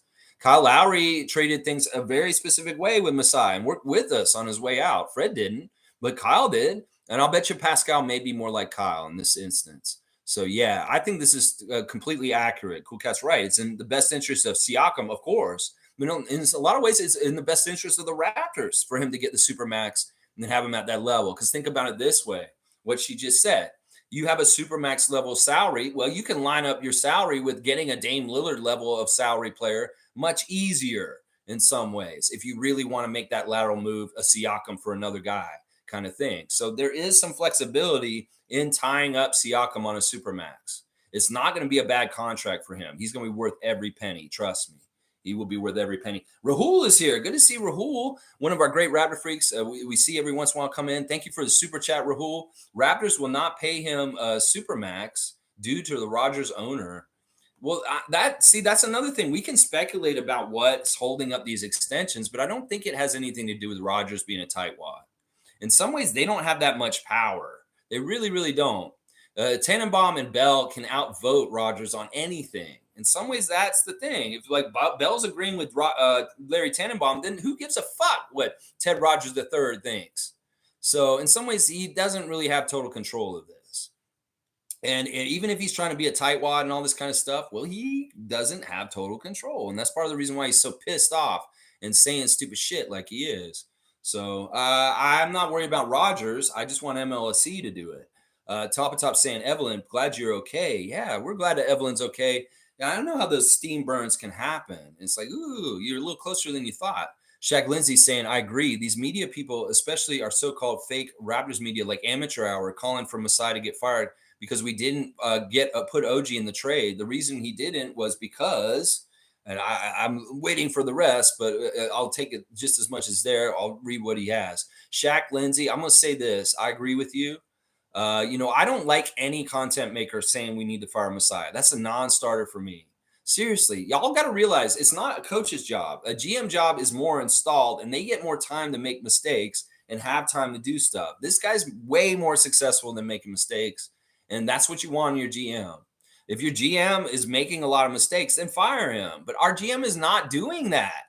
These are manufactured mistakes by the press and the media in the U.S. down there. In fact, if you really, really look at Masai Ujiri's tenure with the Raptors and everything he's accomplished, he's very, very successful. And you're ludicrous for saying that you think you should fire him. Seriously, they're looking at the wrong level. They're looking at it like the coach's level of scrutiny. Oh, if he doesn't do this and do this, we should fire him. No, this is a GM. This is not even a GM. This is a team president. And that is somebody who should get like at least 5 or 6 years of grace period.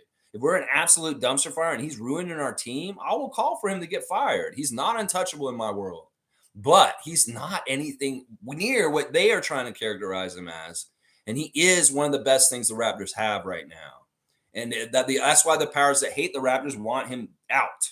They want to try and get him out. So Amateur Hour, you want to do the work of the haters of the Raptors and make the Raptors worse? Yeah, that's what you're doing with your content if you're calling for Masai to get fired. That's what you're doing right there. Yeah. Let's see. Stargate saying, good morning, Raptor Freak family. Thank the ancestors that we have people on social media like Lex and Chev who bring the truth that knowledgeable basketball heads can relate, even if we disagree at sometimes. Yeah. In some ways, we're rooted in personality, Chev and I, but there is a root of really, really in-depth historical NBA knowledge. Chev and I aren't new to the sport. I've been watching the NBA since the 80s, and so is Chev. And that's really part of why we are who we are and what we're able to say is because we have a body of time that we've seen the game evolve. We know the age of Bird and Magic. We know the age of Jordan in the 90s. We know the age of the 2000s. We know all the different eras in the last 40 years. And in some ways, that is part of the reason why you couple in personalities that are likable and weird and passionate. Boom, that's what you get. NBA Chev and the Raptorsfreak. That's what you get right there. And I appreciate that, Stargate. And in some ways, you want to listen to me more than you want to listen to like some idiot who's like, the Raptors this year are going to be so bad. I don't even understand why anybody thinks they're going to be good this year. I mean, really, I know. Who wants to fucking listen to that if you're a Raptors fan? Seriously, who wants to listen to that? I say aim for the sky, aim as high as you possibly can. And if we don't get all the way there, okay. We'll talk about why that happened, and we'll figure it out. There you go. Sue's here. Good to see. Played again, Sue. Check out Sue. Always reacting to different stuff. I seen you did Echo and the Bunnymen this week. Ooh, Sue doing the Killing Moon. Yes, I love that song so much. Such a good song, Sue. Check out Play It Again, Sue. Sue's music reaction YouTube channel. It's so good. Good morning, everyone. Nice show yesterday, Lex. Happy Friday, Raptor Freaks. Thanks, Sue. Yeah, I felt like I had to say something, obviously. I really did. Quick Take saying Spurs have the assets. That's what I'm saying, too. It's realistic, and it's a good fit for the Spurs to get Jrue Holiday. It's a good fit, honestly. I think the more I thought about it yesterday, I was like, man, he would be really good for Victor. And Pop is a great person he'd like to be around. It's a storied franchise, and you get to be around the young Victor Wembanyama in some ways. It's a really good fit. I really hope the Spurs get him. I don't want him to go to Boston. That's the worst possible place he can go. In Miami, I'm not too happy about that if he goes to Miami either. If he goes to the Lakers, I can live with it, but we won't hear the end of fucking Lakers bullshit if he goes to the Lakers.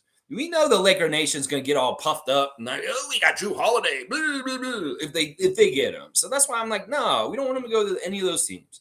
We want him to go to Pop. And it was the same thing with Victor. I was like, I want the Spurs to win the Victor sweepstakes. And well, You ask for what you want, sometimes you get what you want.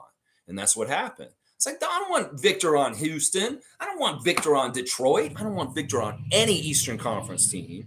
I want him on the Spurs. And boom, there he goes. He gets on the Spurs somehow, some way in the lottery. And thank God that Victor Wembanyama is a Spur.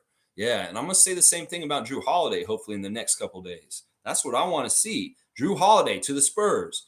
Top saying that cool cat. And that's the problem. It looks like we're going into the season without an extension, which gives Pascal the power at the end of the season to walk. A deadline trade would get scraps for Pascal. See, in some ways, once again, you're too focused on the business side. You need to focus on the X's and O's and watching them play on the court.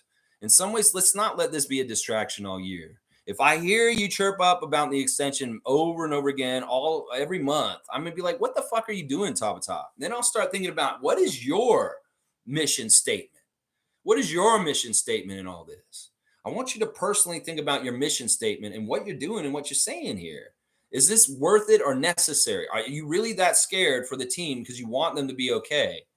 Or what is it? I just don't understand in some ways. Can we let this go? This is the whole reason why I'm making the stream today, is kind of what you're talking about right now, is can we let this go and forget about it? It's money stuff. When the season comes up, they don't worry about the money. They're playing. They're worried about playing and playing together and scoring baskets and get W's. In some ways, you got to separate the two. And that's what we're asking for as Raptors Nation. We want breathing room from all the over speculation about trades, extensions, free agency, all that bullshit. We want breathing room. We're sick of it. And if y'all don't shut up and stop with it, we're going to just start tuning out, is what we're saying. Yeah. Duppy's here. Good to see Omari. Omari Parsons is a realtor in the greater Toronto area over in Mississauga. Omari can help you rent or buy, or you get a mortgage on a house. So if you're looking for somewhere to live, Omari Parsons is your person to look up in the book. He can help you out. Good to see you, Duppy Conquerors. That would suck so much for Jrue to go from a contender to a team that's rebuilding, especially this late on his career. I don't know if he'd look at it that way. I seriously don't think he'd look at it that way. He's a champion. He's a two-time All-Star. He's a man of accomplishment. In some ways, he's done things unsung and unheralded his whole career. His personality is so giving and just being the best teammate in the league. He's won it, literally, a couple times. The best teammate in the league award. He would have no problem going to play for Coach Popovich, a storied hit franchise, and he would like the challenge of helping a young player like Victor come in there. So I'm going to disagrey with you, Omari. I think that Jrue would be very happy and comfortable being in San Antonio. It's a similar place to Milwaukee in some ways. And I think he would like the new challenge. I think people thinking that the Spurs are going to be bad this year are wrong. I think that they are really sleeping on Jeremy Sohan, Keldon Johnson, Victor Wembanyama, and some of the people that are around that team right now. So I'm not saying they're rebuilding. I'm going to tell you right now, they could be a play-in team this year. And people may be shocked just how good the Spurs are already with Victor. It's not going to be any turnaround like Tim Duncan. When they drafted Tim Duncan, they were so bad, and then they got so many wins the next year. It won't be the same as David Robinson either. When they lost so much the year before David Robinson, then he came in and they had a huge jump in wins. It won't be at that scale, but they will have a jump in wins this year. Watch, they will. And especially if they get Jrue Holiday, I think it's a great fit. And you're wrong. Holiday would be very happy to be there and do what he's going to do.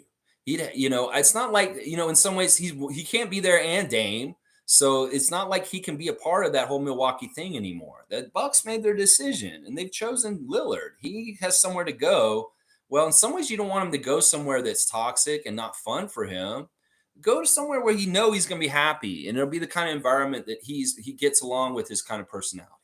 And that's what I'm saying. He could go to the Lakers and he could be miserable there more than he would be in San Antonio. Really think about that. Seriously. Think about that. He could be much more miserable on the Lakers than he would be playing with the Spurs, is what I'll say. Top saying, signing Pascal to a huge percentage of your cap is not the move for a young team building around Scotty. The best recourse for the long term is to move him now. See, he's an agent for a Pensair. I know you are at this point. In some ways, I'm really thinking about, I don't know. We'll see how far you keep pushing this shit. But seriously, I'm really questioning your mission statement. I don't think you are for the team. Siakam is our guy, bro.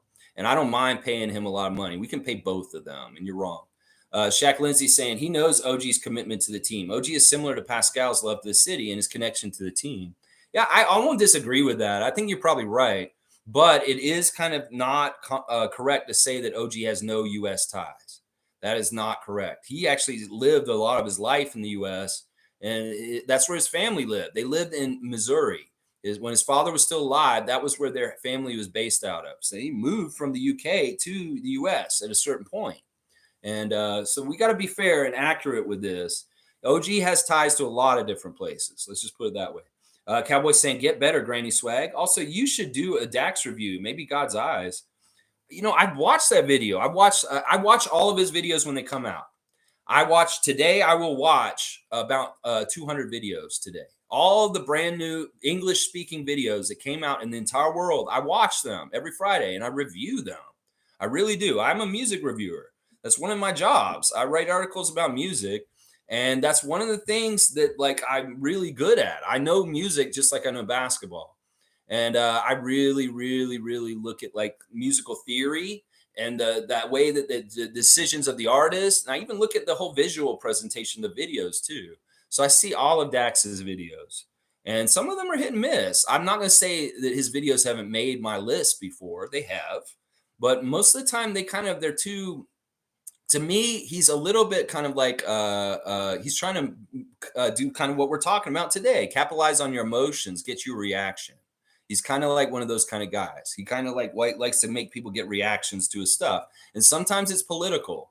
And I don't totally agree with that because some of his politics I don't agree with. I'll just put it that way. In some ways, I felt like he was going Freedom Convoy for a little while there. It was really weird. Because honestly, I think he's really talented. He's East Coaster. That's the other weird thing about him. He's an East Coast rapper. He's from the Maritimes, I believe, or something. I don't know.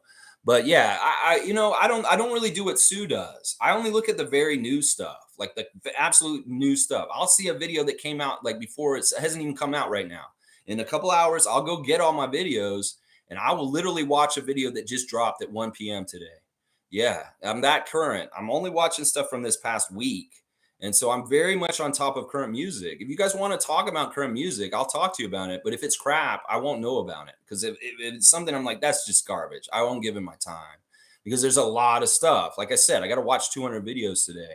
And it's a whole process. It's not easy. It takes me 5 hours to do that job. It takes a long time. Let's just put it that way. Sue's saying, if we were Pascal and had the opportunity to make a supermax, if he makes all NBA, then why would he extend now? Exactly.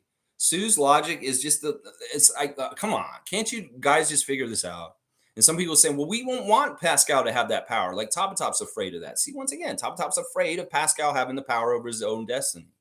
Well, we've got to let a little bit of that happen. In some ways, it's a two-handed thing. It's like we have a power over him at times as GM of the team, and we could trade him at any time. Well, when he's supposed to have his time of power, he's supposed to have his time of power. And we can't be afraid of that.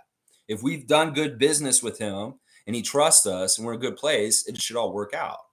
And, that's what I'm saying. I'm sick of this. Top of Top, I'm really going to watch you from now on.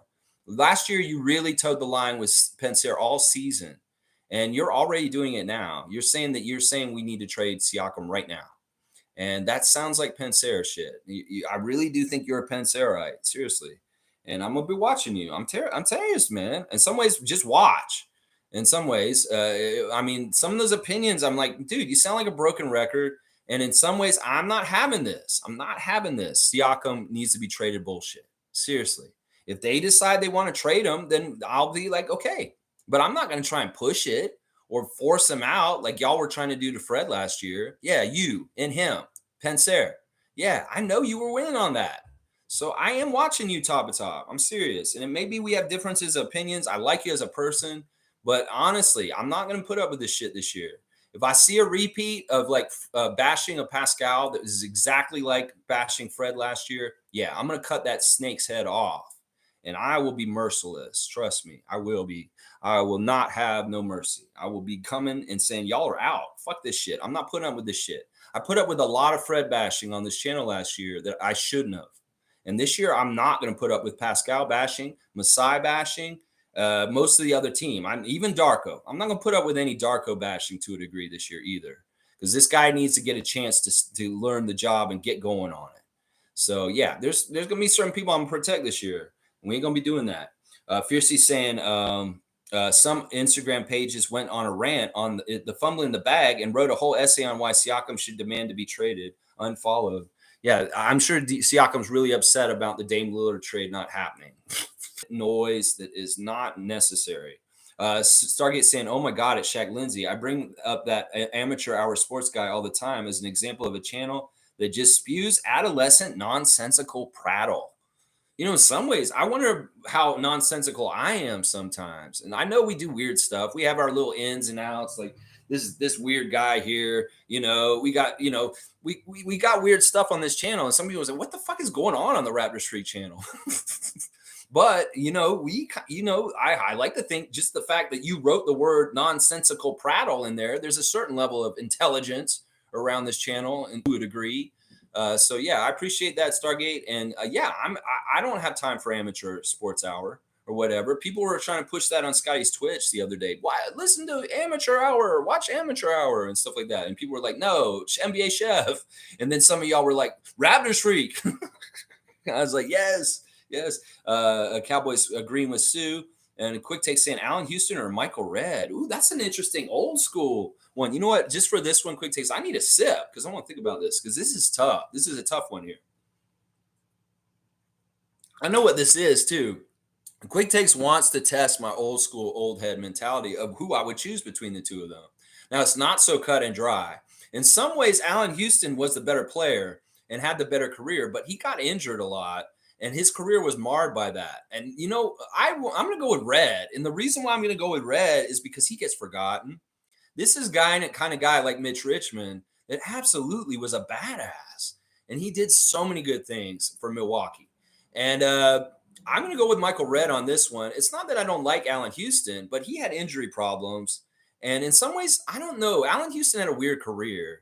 I expected more out of him in some ways that he didn't get to certain places with his career. Now, Michael Redd, he was like the next version of Ray Allen coming out. So in some ways, I got to go Michael Redd. So I don't know how that shapes your opinion of me, and you're like testing me out to see what I would say there. So yeah, I'm going to say Redd. Cowboys saying maybe Neon Moon from Brooks and Done Big Tune. These are other songs by Dax. Yeah, I don't want to focus too heavily on him. There's other people that I'm really into right now. I mean, there's so many good artists that are actually out right now. People say music is bad right now, and they're right overall. But there are still very, very good artists out there putting out very important, good work. So you can't just poo-poo it and say there's no good music anymore. If you dig and you look in the right places, you will find it. You will find it. And that's what I do every Friday. That's right. Let's see. Evelyn saying, thanks for the love and concern, Top of Top and family. There you go, Evelyn. We are worried about you. We want you to heal up quick. That's what we want. We want you to heal up real fast. David is here. Good to see David Saborin. My friend David. Amateur Hour Sports is a moron. That guy is a fucking negative out to lunch. And I can't last more than a couple minutes. He must be related to that other shithead. Idiots. David does not mince words. You know, I just talked about we use such intelligent vernacular on this channel. Well, David, he goes the other way sometimes with it. I have no problem with this. I have no problem with this. I don't know Amateur Hour Sports well enough. I've never actually gone and checked them out. I've heard y'all talk about them and stuff. But I honestly, when I started this channel, I was like, I'm not going to go listen to other people because I don't want to rip off their ideas or what they're saying. I'll go look at the news. I'll go check certain news people like Warren Weisfeld, Samson Folk, and Blake Murphy and people like that. But I'm not going to look at Raptors Digest. I don't watch Chev. I don't want to rip him off. So I haven't watched Amateur Hour Sports at all, but it's fun to hear what y'all's opinions are of there. And, you know, it's interesting. David doesn't like this guy. It's very apparent.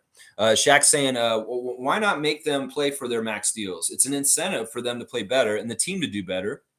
Remember, we don't have a pick next year, so why bottom out when the goal is to go up? Yeah. See, this is part of it also. Some ways, like I said, it comes right back to that lady on Survivor. You can be Emily on Survivor and look at the bad side of everything, the perception that everything is bad or wrong or not good, and you'll have a shitty life. And you can look at it like Shaq Lindsay just brought it out. It's like, why can't we look at this as a good thing? Siakam has a carrot in front of him to achieve. and he could go above and beyond. I mean, if he's going to make All NBA, he has to have a really good season this year. So, and if he doesn't make All NBA, well, the most money he can still make is with us. So I don't understand why people are so worried about this. He's shown loyalty before. He will have loyalty to us again. If he doesn't, I'll eat my words at the end of the year. But otherwise, I'm like, why are we freaking out about something we may not ever have to freak out at all about? That's what I'm saying. In some ways, you guys are getting all in a tizzy, and you may never have to. That's why I get mad at people that get freaked out about stuff ahead of time. I know anxiety is a real thing, but in some ways, you don't have to get freaking out about things ahead of when they happen. Like, seriously, why are you putting it on layaway with your emotions? You're going to go ahead and freak out about Siakam's extension now when that shit's not really going to probably go down until after the season's over. Oh, and you'll be so scared. And then we'll hear all this noise around the trade deadline. And if nothing happens with one of those guys moving, we're going to hear all the same voices crying out, oh, the Raptors did nothing. The Raptors did nothing. They don't know what they're doing. They have no direction. We'll hear all the same fucking tired songs out of your old damn jukebox. And that's what I'm talking about. I'm like, I'm not worried about any of this. Trust in Masai. We're going to figure it out. There's even when losses seem like they're losses, like Fred, they're not. They're not. You can say, oh, Fred's a loss. Bullshit. He's an extremely successful career with the Raptors. We showed a very impressive development arc with him. We really maximized getting the most out of Fred the whole entire time we had him. And when he got to that apex of being, this height, and well, he's going to have to get paid now. Well, we cut ties with him. That's smart business. I don't care what you say. You take a G League guy who walked on, was undrafted, and you turn him into an all-star and, what he became. That's a success. The career arc of Raptor Fred VanVleet is extremely successful, and there's nothing wrong with cutting ties with him at the point where he's going to be too expensive for what he does. That's just smart business. I mean, are you listening to me, people that think Fred's a fail? What happened with him? Oh, well, we should have traded him before and got something for him. What are you fucking talking about? Should have traded something for him. And you were saying, oh, we should have signed the extension to him. He said he didn't want it. He declined it. He publicly has said now that he was offered the extension. They did try and give him the extension. He said no. So they're doing their job, the front office. It's just in some ways the players want to try and make the most money they can. And you have to realize that's a factor in why this happens. That's the factor in why it happens. Thank you, Shaq Lindsay, for your positive statement saying, well, why not? Let's let them have a carrot in front of them to try and achieve and get these higher brackets of income from playing very, very well for the Raptors. That probably means success and winning for the Raptors.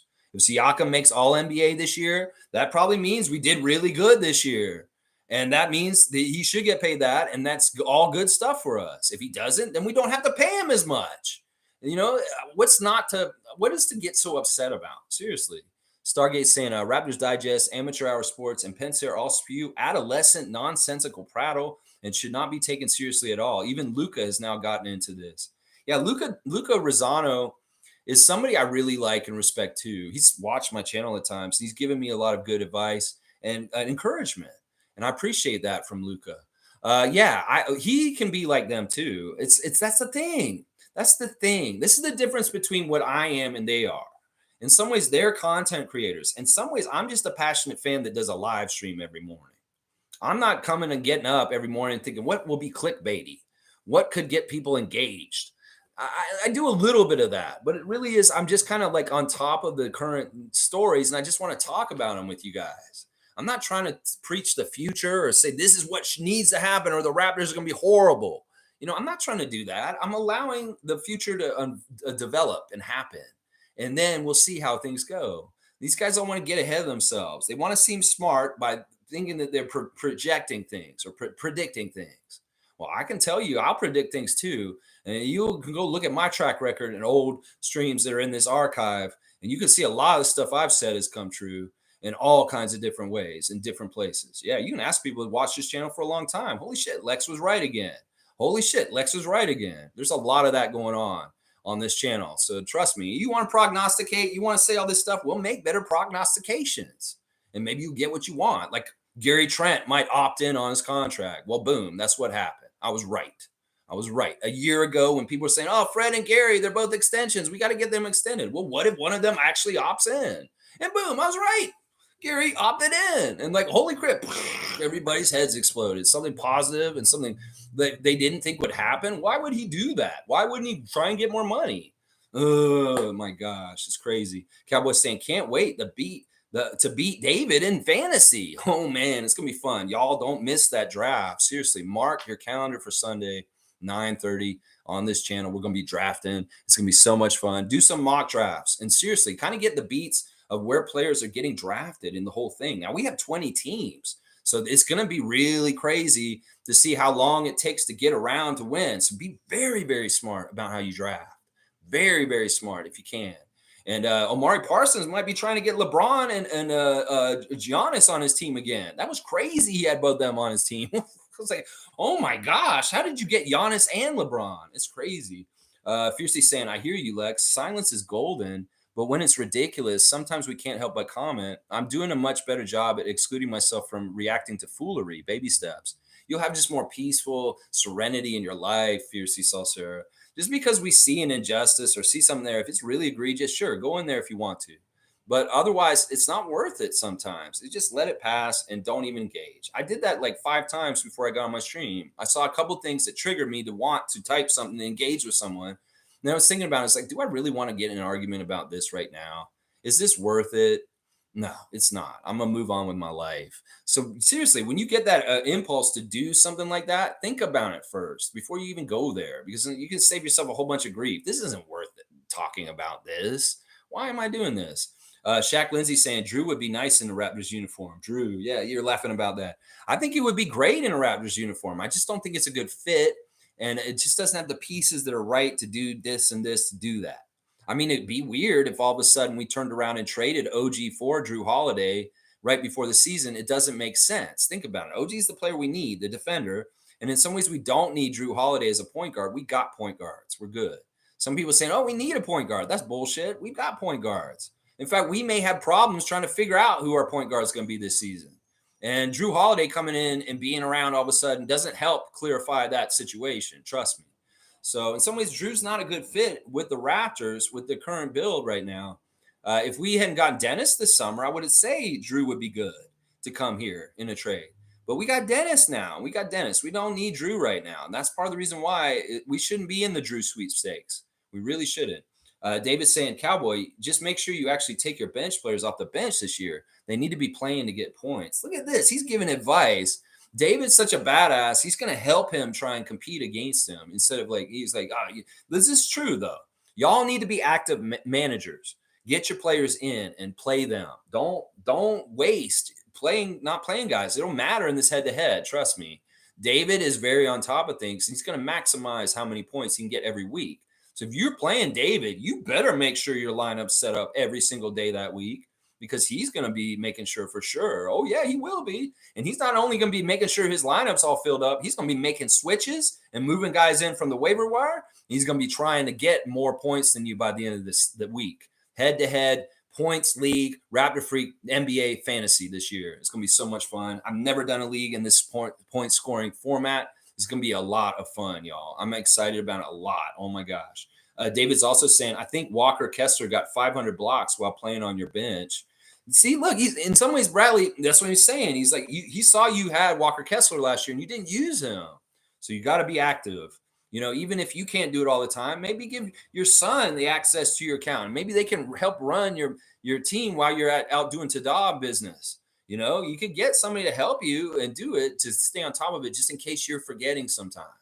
You know, that might help you. Fiercely saying Adam Silver needs to do a better job at supporting the Raptors and putting them out there. Shove us down the ESPN and other analysts' haters. He knows we gross money. Yeah, I mean, I don't know. In some ways, they don't want to show favoritism to anyone, especially the Raptors. I don't know. In some ways, it is what it is. And we're just going to have to navigate and go forward in the way it is. But we got to realize that propaganda and publicity and news stories and rumors and tabloid shit is just here to stay. And in some ways, we got to figure out how to navigate our ship through the muck and the grossness in the water, is what I'm saying. David's saying, why on earth would we want Jrue? This is the stupidest thing I've heard all year, I think. It's not the stupidest thing. Honestly, it's a smart idea, David. Let's not poo-poo it like that. It just doesn't fit right now. It doesn't fit right now. If we hadn't gotten Dennis right away after Fred, I would say, yeah, Jrue Holiday would fit, but it doesn't at this point. And we can woulda, coulda, shoulda this, but we didn't know Jrue Holiday was going to be in this situation at this point right now when we scrambled and got Dennis Schroeder after Fred went to Houston. So everything is in certain orders. And some people start thinking, well, why didn't we do this and get Jrue instead of Dennis? Hello, do you know how time and space happens? Things happen before things happen. You didn't know this thing was going to happen later. Yeah. Some people, if anybody says that, like, we should have gotten Jrue instead of Dennis this summer, just look at them like they're an idiot. Seriously. And just understand they told you what they are. Sue's saying these Raps fans who are shitting on them now aren't true fans. I saw one say he wasn't going to watch again until we aren't mediocre. That's not a true fan. Yeah, that's what fuels some of them. And this is the difference between y'all who are here with me right now and those casuals. That is literally the epitome of the definition of a casual. If you casually watch the team, whether they're winning or not, you're a casual. That's just how it is. You cannot say you're a diehard fan if you are a casual like that. You're saying, "Oh, we're not mediocre. I'll start watching again." You're casual because in some ways, watching them get better when they're mediocre or not good is an important part of knowing the whole story of why they got the championship. And that y'all that don't pay attention during those times, you're the idiots who don't understand the realistic landscape of what it takes to win in the NBA because you're not watching when they're doing the hard work and the hard times. Yeah, that's the epitome of what a casual is. Anybody who has that kind of mentality, you're a casual Raptors fan. I'm sorry. That's just how it is. That's just how it is. Sue, thank you. Cowboy saying, laughing at David, I'll be ready this season. All right. See, he's taking that on. Bam. I love it. I love it. We're already amping up the competition and the trash talk for this year. I love it. Randolph's here. What's up, beloved Raptor freaks and most informative gang? I'm pronouncing blessings upon and all your loved ones and friends on this amazing day with love from my heart. I love that, man.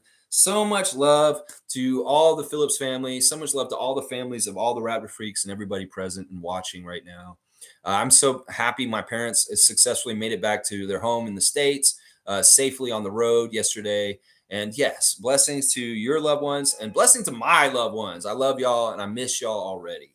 They were up here in Canada for most of the summer, and it was really, really great to spend time with my parents. But now they're back in the States and they get to see their grandkids. So that's a good thing too. Yeah, MSJ saying, I'm really thinking now the Raps are going to be a fun team to watch. Lots to watch and follow within the team with player development. I will forget chips and stuff and follow development. That's the right attitude. In fact, I'm going to give MSJ a dunk for being a good leader as a Raptor freak and saying this is the right attitude. MSJ, you've got quite a few dunks, honestly. I'm seeing your dunk list. I'm like, holy crap, MSJ's got some dunks. That's the right attitude. And I wish more fans could do this. Samson Folk has been super critical of championship or bust mentality this week, and he's right. People that were trained this way, that championship or bust is really the spoiling of the 2019 championship, the first one we got. And they think it's just so easy because they saw how that happened. That was not easy. And everything that got us to that championship, it was all a story of like 25 years before that. And you are not looking at all the 25 years before that, casual fans that just showed up to enjoy the shine of the 2019 championship season. So you have no realistic idea what it takes. And in some ways, MSJ is right. As long as we're making progress and we're making leaps, that's what I said. As long as we're a winning team this year, I'll be happy. We could win 42 games this season. I'll be happy because that's progress from last year. That's all I want. That's all I want. We're not in the play-in. We actually get a playoff spot. We play in a playoff game and we get 42 wins. I will be happy this year. And some people, that won't be happy enough for them. They'll be like, oh, no, they got to win the championship. They got to do this. It's never good enough for you idiots. Championship or bust people. So just get over yourself. Chris has the right attitude. He's going to be watching for development and enjoying that part and that aspect of the journey in itself. And that's the best way to be, Chris. Thank you for that. Kareem saying casuals always want the shiny, disgruntled players, as if we didn't witness Mavs getting Kyrie missing the playoffs or Harden in Philly. Fuck even KD getting swept. Grass isn't always greener. Yeah, that's the thing. It's true in life. If you want a quick fix, if you want somebody to just come in and fix it for you and stuff like that, sometimes it's a half-ass fix and it doesn't stick. You want something done right, you put time into it. You craft it. You develop it. You spend time really building it up. And then, boom, all of a sudden, Denver Nuggets championship. That's what I'm saying. And the impatience of today's younger NBA fan is ridiculous and should be ignored. Honestly, it should be ignored. In some ways, you ignore channels.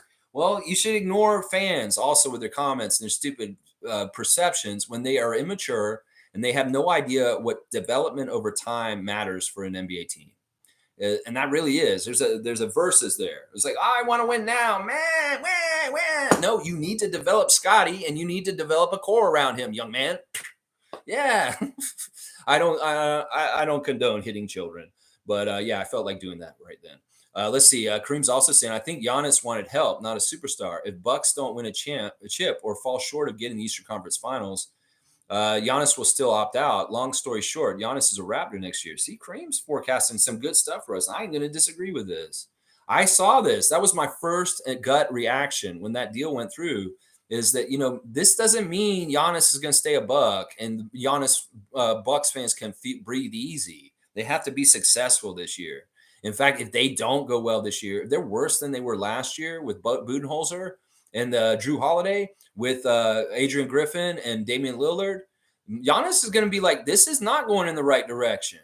We're going in the wrong direction. And he may be more likely to not want to stay in Milwaukee next summer. So there's a lot on the line with this in some ways. Griffin's got to be successful. He might lose Greek Freak next summer. Seriously. Cowboy saying, I'm like Masai. I like my players. No. Yeah. Stargate saying, Fiercely Salsera, Silver is an entertainment executive. That's why he was brought in after Stern. He was being highly sought by Disney to replace Bob Iger 2 years ago. There's a reason why Disney wanted him. They just made another hiring. The head of the referees department used to work for the Obama administration.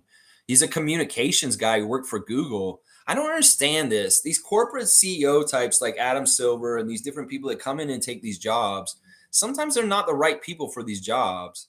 David Stern was a lawyer. David Stern was a very good lawyer. In fact, he is a lawyer bordering on a mafioso boss. And the way he ran the NBA was really smart, and he did a good job. Adam Silver's direction and what he's taken the NBA to is really awful. Honestly, in some ways, I don't think David Stern would be proud of Adam Silver and the job he's done since he's passed away. And he may be the wrong kind of person to lead the league. I would be much more happier if the NBA commissioner was the right mix of a player or a coach who was in the league and understands it and does have all that other lawyering and executive kind of stuff. If there was somebody like that, if Joe Dumars was the commissioner of the NBA, I'd be much happier. I don't feel like Adam Silver and what you described, Stargate, is healthy for a league to be run by someone with that kind of vision, someone that Disney would want also for their company. That says a lot in what you're saying right there. Cool Cat saying NBA industry have trade machines, fantasy games, opinion shows, to drive engagement. They have limited fans to cosplay at every level. Oh, they have invited fans to cosplay at every level from executive to player level. Yeah. I mean, it's a weird thing. The fact that I can exist is awesome. And in some ways there's freedom, in some ways that, YouTube has allowed the ability for me to find an audience. And I love that. But in some ways there's a lot more noise and a lot more access for so many different people that there is way more garbage too. Stargate saying, oh my God, at top. Really, bro? Shaking my head. There you go. Leslie's here. Good to see Leslie Hart, one of my favorite Raptor freaks. Good to see Leslie when she checks in. Good morning, Raptor Freak family. I really love our Raptors. We're the only team that plays outside the U.S. We just have to acknowledge that we are outsiders. We need to celebrate our unique identity. Masai really buys into this. And this is part of the reason why I think even if they did oust him somehow, some way, God forbid that ever happening, I don't think he would do what they think he would, where he would go down south and take a job down there. In some ways, he's been outsidered. He really has been made to be feeling like this. I know how it feels. I felt that way when I was a young kid growing up in the States as the Canadian kid in the class. I was made to feel like an outsider within the United States in U.S. This is part of the reason why I am the way I am. And I drive this way and why I feel so passionate about the Raptors and their particular, specifically unique position in the NBA, because I can relate to it. I can very much relate to it. Now, I will say this. I know Masai and the way he is. He's like me. We're birds of a feather. He is so honorable and loyal to the team. And I think that even if he was to, God forbid, any kind of way he leaves, he wouldn't take a job for a U.S. team at this point.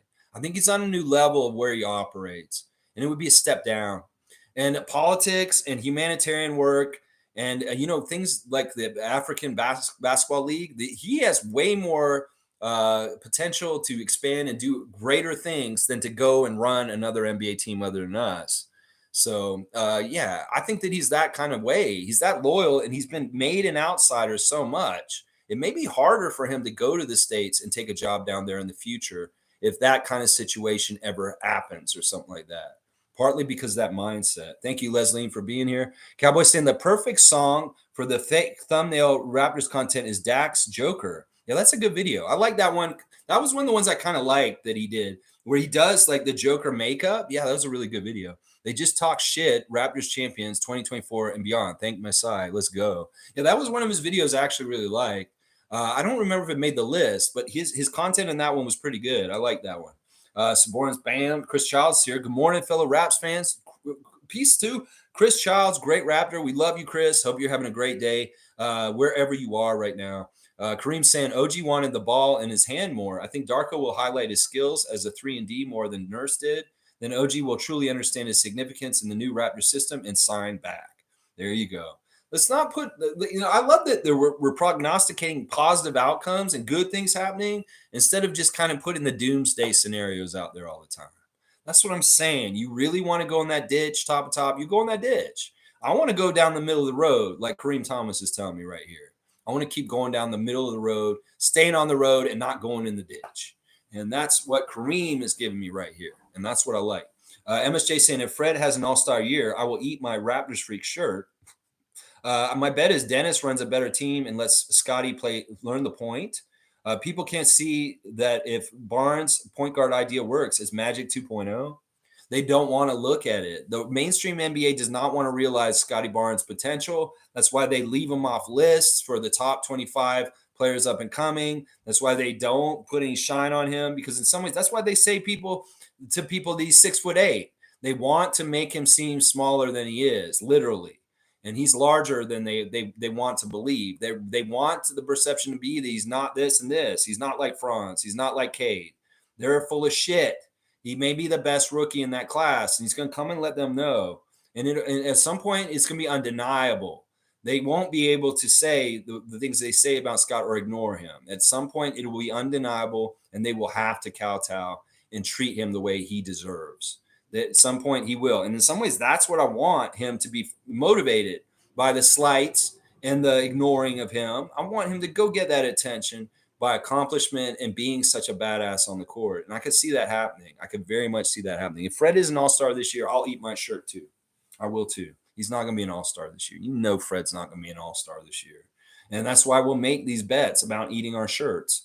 Chris Childs saying, good morning, fellow Raps fans. Good morning to you. Fiercely saying, speaking of games, tried to purchase decent tickets yesterday. The dates appealing to me are 95% sold out. It's crazy. The bot farms get in there and they get them and they want you to buy resale prices. Here's the thing. Here's the secret, Raptor freaks. I'm going to leave you a little bit of information here. The demand for the Raptors tickets, we'll have to see how it is this year. It could be very high. They're very popular and people like going to the game still. But the perception is they're not going to be very good. And if I know Toronto fans at Blue Jays games, when they don't look like they're very good, the stands are half full. So this is what I think is going to happen. The whole process is when the tickets go for sale, the resellers jump in and grab them all, and they hope that you'll come and buy them from them immediately right then so they can make a profit. If you don't even buy them from them, they just sit and they waste them. They're not going to go to the games on them. So think about it that way. So what do? You know what they do?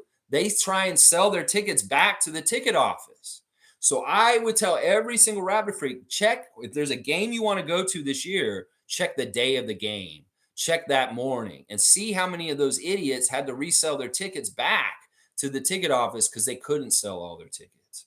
And then if there's not the resellers doing that, the season ticket holders, sometimes they can't make it to all the games. They allow the ticket office to sell their tickets for them at the regular price, no markup. So going to the ticket office still is the smartest thing to do at the day of the game. Now, if I'm wrong and they are sold out and they say, nope, sorry, you can't get any tickets here, I will tell you to go see my friend Marco with the ponytail that's standing out there by the two columns with the stars. Marco's a scalper. He's been there outside the Madison Square, the Maple Leaf Gardens and the Sky Dome and the Scotiabank Arena for decades. I've known him since the 90s. He's a good dude. He'll give you a good price and he'll get you in there. So if you're in trouble that way and you're worried about it, I'd much rather pay Marco, who stands outside in all the weather and does the job he's been doing for 20, 30, 40 years than the fucking guys who sit at home and use the bot resellers to do that. So if you want a strategy to get to the game with avoiding the resellers, I just laid it out for you right there. And yeah, don't pay the resale prices. This is the way we fight them. Don't buy resale tickets. Avoid them at all costs. Buy your tickets any which way otherwise, either directly because you got in the pre-sale ahead of time, you got them directly that way, or you do the ways that I just talked about. There you go. And another way to do it is have some friends that are season ticket holders and ask them if you could possibly like take their tickets one game this season when they don't want to go. There's a lot of different ways to do this with avoiding the reseller bot scams that are going on to just leech money off of us on top of the ticket prices. There are other ways to do it. MSJ saying, did you know Kreskin is on YouTube? He's really old. I'm pretty sure Kreskin's like up there. Is he still alive? Like, I don't know. Is Kreskin alive? I'm going to look this up. Because I got to find out. I didn't know Kreskin was still alive. Let me see this. American mentalist Kreskin. Yeah, he is still alive. He's 88. Wow, he's on YouTube. He's awesome. I highly recommend Kreskin. He's for real. Let's see. RD could talk about the team, like how the offense might be run, personal growth of players rather than getting rid of them. RD, Raptors Digest. Yeah, you're giving suggestions for what they could talk about more. Talk about the players. Do Samson Folk stuff type stuff. Ben Rogers. Seriously, do more analytical stuff about plays and stuff like that. You know that stuff, right, Ben? Don't you know about plays and like defensive schemes? Could you do more X's and O's coaches content instead of GM related content? That might be a good direction to go in. In some ways, Samson Folk is calling out. I'm the only one in the Raptor sphere that's really doing the X's and O coach kind of content. Y'all could get more in that area, Raptors Digest, and it would be much more fruitful. You'd be educating instead of fear mongering. You know, educating the fans on basketball more and more. That's why Samson Folk is one of my favorites, because he makes smarter basketball fans in Canada. And that's what I want y'all to do. Stop making dumber basketball fans in Canada. Ben Rogers, use your powers for good, young man. Come on now. Teach them the game and not the bullshit around it, the circus. Yeah, there you go. Quick Takes is saying Chris, 100%. Cowboys saying the true. Fiercely, what's the best way to get Raptors tickets, Les? I guess I just answered your question there, Bradley. I just answered your question right there. Carlos saying, good morning, freaks. Good morning to you, Carlo. Sue's saying, yes, Stargate. I just listened to Luca this morning, and he's getting negative too. Always talking about us having no direction. We're growing and investing time in players, getting influenced by U.S. media. I know in some ways these guys are like, I don't know what they're just having tiredness, they fatigue, and they're like, I got to be upset because like this has just gone on too long. What is this bullshit? What is this bullshit? Every team goes through ups and downs. We're fortunate that we get back up to ups quickly. You know, look at the Wizards. Look at the Hornets. Look at the Magic right now. You know, there's a lot of teams that have been languishing and having a really, really hard time. And we have not, honestly, and we should have. Tampa should have put us back way further than it did. We haven't. And I give a lot of credit to Masai for that. You know, Tampa should have destroyed our franchise, and they kept the ship together. Give him the kudos for that. Luca Rosano and the U.S. media. Give Masai the kudos for holding the Raptors together, doing a very difficult, unprecedented thing that an NBA team had to go through. Yeah. Stargate saying, laugh out loud. I noticed you have a off spot for Ben, Lex. Laugh out loud. And I get it, but sorry to say, I believe he is sold out. I suspect he is now being paid by anti-basketball entity to push an agenda. You know, I just remember seeing their journey, him and Riker. You know, they were so young when they started, and his voice cracked like Peter Brady at some point. And then all of a sudden he went through maturity, and now I guess he's maturing and he's going to the dark side is what you're telling me. I haven't checked on him in a while. It could very well be what you're saying, that his content's changed and morphed in the wrong direction. I hate to hear that, because honestly, they do a good job, and I want them to be part of the good side of Raptors content. I really, really do. So yeah, I do have a soft spot for those guys. I thought they were cool, and when I was watching them years ago, before I started doing this channel, I was like, in some ways they encouraged me to do this. They're one of the people that I watched. I'm like, I can fucking do what they're doing. Is what I was thinking. I was like, I watched Luca, I watched Chev, I watched Confederacy of Dunks. I watched Raptors Digest, and I was like, you know what, Lex, you could do your own channel, and that's they're part of the reason why I'm doing this channel. That's part of the reason why I kind of like those guys. Carlos saying, anybody saw Will's take on the front office? Woo, a doozy. Yeah, I can only understand Will Lou's a miserable fuck. I feel bad for him. In some ways, he needs to come to my channel not for Raptor stuff. He needs to come to my channel to get in a better positive mindset, to learn how to live happier. In some ways, that's half of what we're doing here is learn how to live happier so you can be a more positive Raptors fan. And yeah, I can only imagine what he's saying on the Raptors show, Debbie Downer kind of shit, and just being kind of like, oh, well, there's like, Alex Wong, please make some jokes and brighten up Will Lou, please. Kareem Thomas is saying, thing I'll miss about Nurse is that he did great team camaraderie during now and the beginning of the season. I hope Darko will be able to build that back up because it feels like we lost it last year. I think he's doing a great job already. We've seen snapshots of the Raptors participating in group activities this summer, a lot of different places. We saw them all golfing, remember? And OG did that little gritty. That was a team event. We've seen them in the last 2 weeks on a boat in Lake Ontario as a team with the whole team, with the management and the coaches. We've seen them together also at baseball games, the rookies and different people. They are getting together and they're doing team kind of stuff, team building kind of stuff. What was this in the middle of the summer? What was this? Rock, paper, scissors. That's team building exercises. So Darko hit the ground running as soon as he got named the coach. He started meeting all the players and building that team build up. And so I would say right now, Kareem, I've seen more activity in this department than Nick Nurse ever in the 5 years that he was a coach already in just a few months of Darko's reign as the head coach of the Raptors. So I'm not worried about this. He's already been doing it. They went on a boat. Stargate saying, Sue, I suspect Luka as well is being paid by anti-basketball entities. I don't know if Luka is or Raptors Digest. I'm not going to say that about those guys because I've seen their path and where they came from. And in some ways, they maybe they came to them afterwards and saying, if you go more neg, we can give you a little bit of a stipend or something like that. Maybe. But in some ways, they were too young. And Luka really is just like, this is the thing about Luka Rosano. Luka Rosano wants to be a media personality. He went to school for broadcasting. And in some ways, he's not a Raptors fan first. He's a broadcasting student that wants to be more in broadcasting first. His allegiance isn't necessarily to the Raptors every single time. He's an NBA fan. He does love the Raptors, and they are his first team. But in some ways, he's also a Leafs fan. He's a fan of this sport, this, and this. He's all over the place. So he's not really – it's a weird thing. Like if you're Eric Smith and you work for TSN and you have to cover all the sports, you can't be overtly a Raptors fan to a degree because you're in the media and you're supposed to be impartial.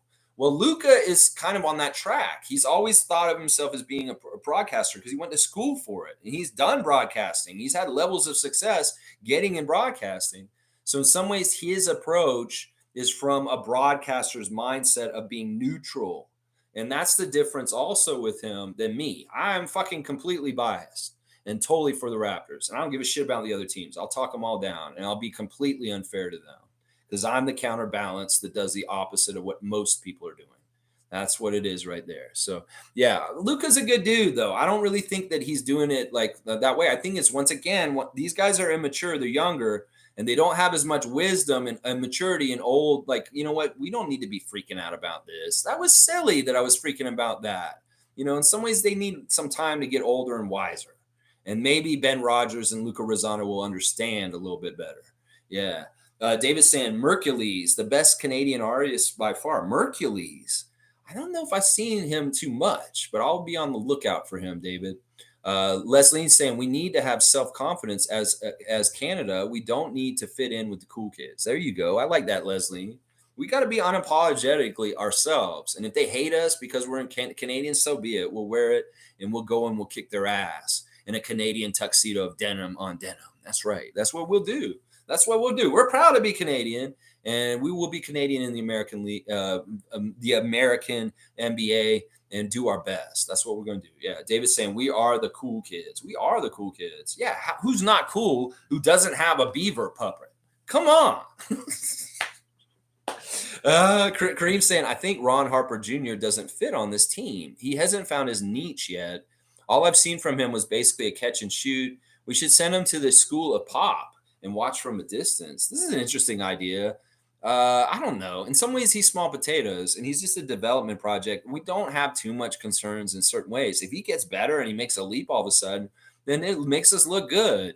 I have a couple of opinions on Ron Harper for this year. I think it is in some ways he needs to make a jump this year from last year. In some ways, Delano was not successful in making a jump in his second year. And we need to show that it's changed in our development schedules with guys because Darko is here. And Ron is an area where we could show the difference between Nick and Darko. If Ron can make a leap this year as the two-way and shows a little bit more of something on another level, that'll look real good. That'll look real good. And I think it could happen. He's more confident going into this season than last year. He was a rookie last year. And this year, he knows more what to expect.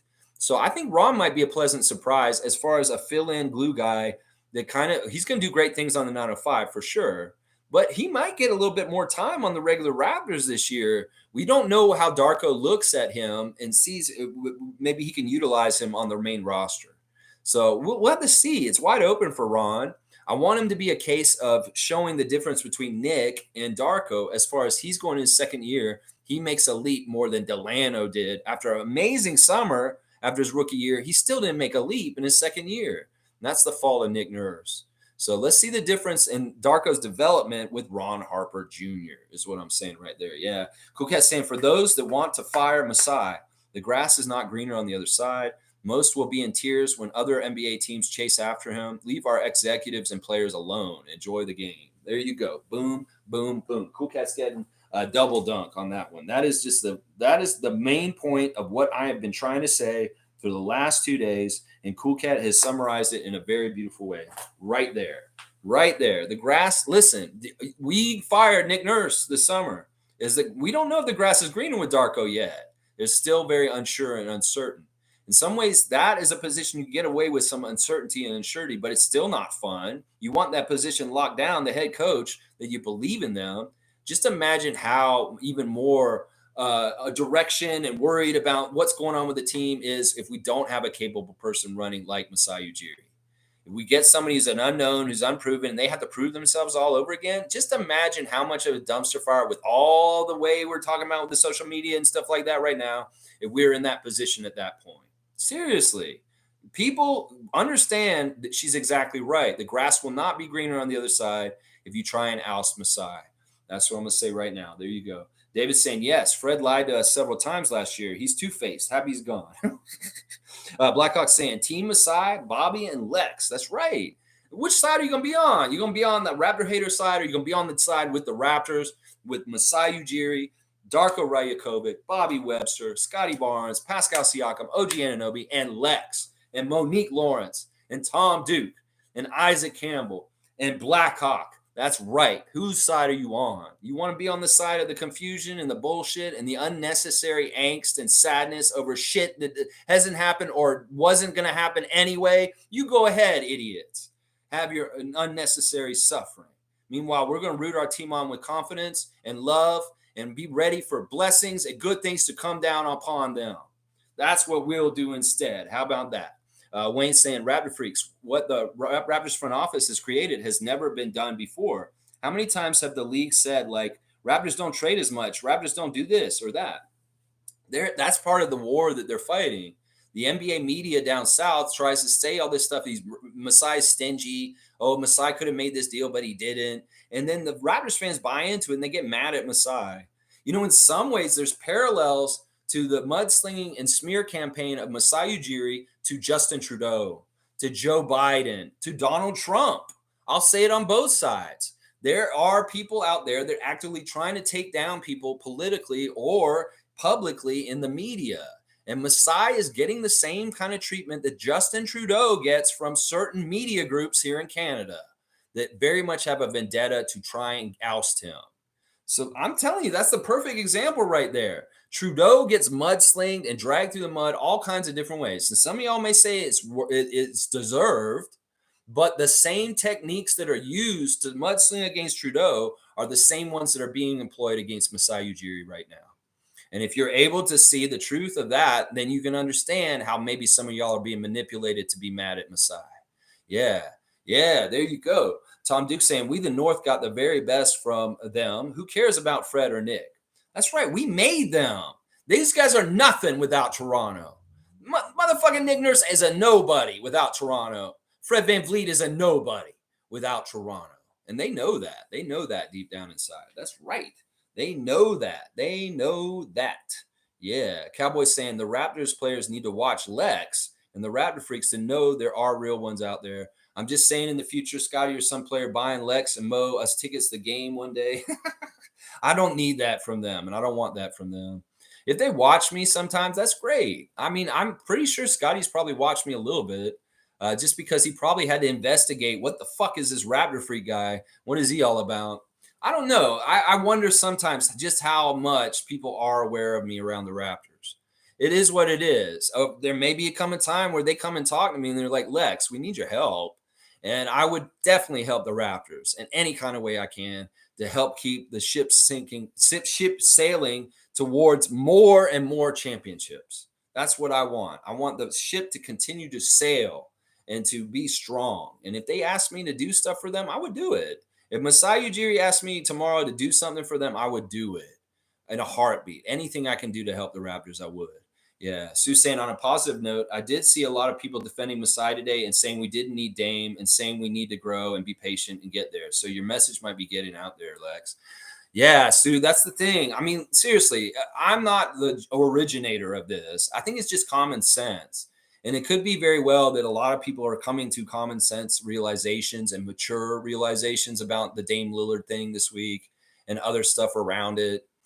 But I am trying to add to the noise and be a leader on this. So if I am having any kind of effect on this kind of stuff, I am proud of myself, because this is exactly one of the reasons why I wanted to make this channel, is to fight this fight at these moments when it's like this.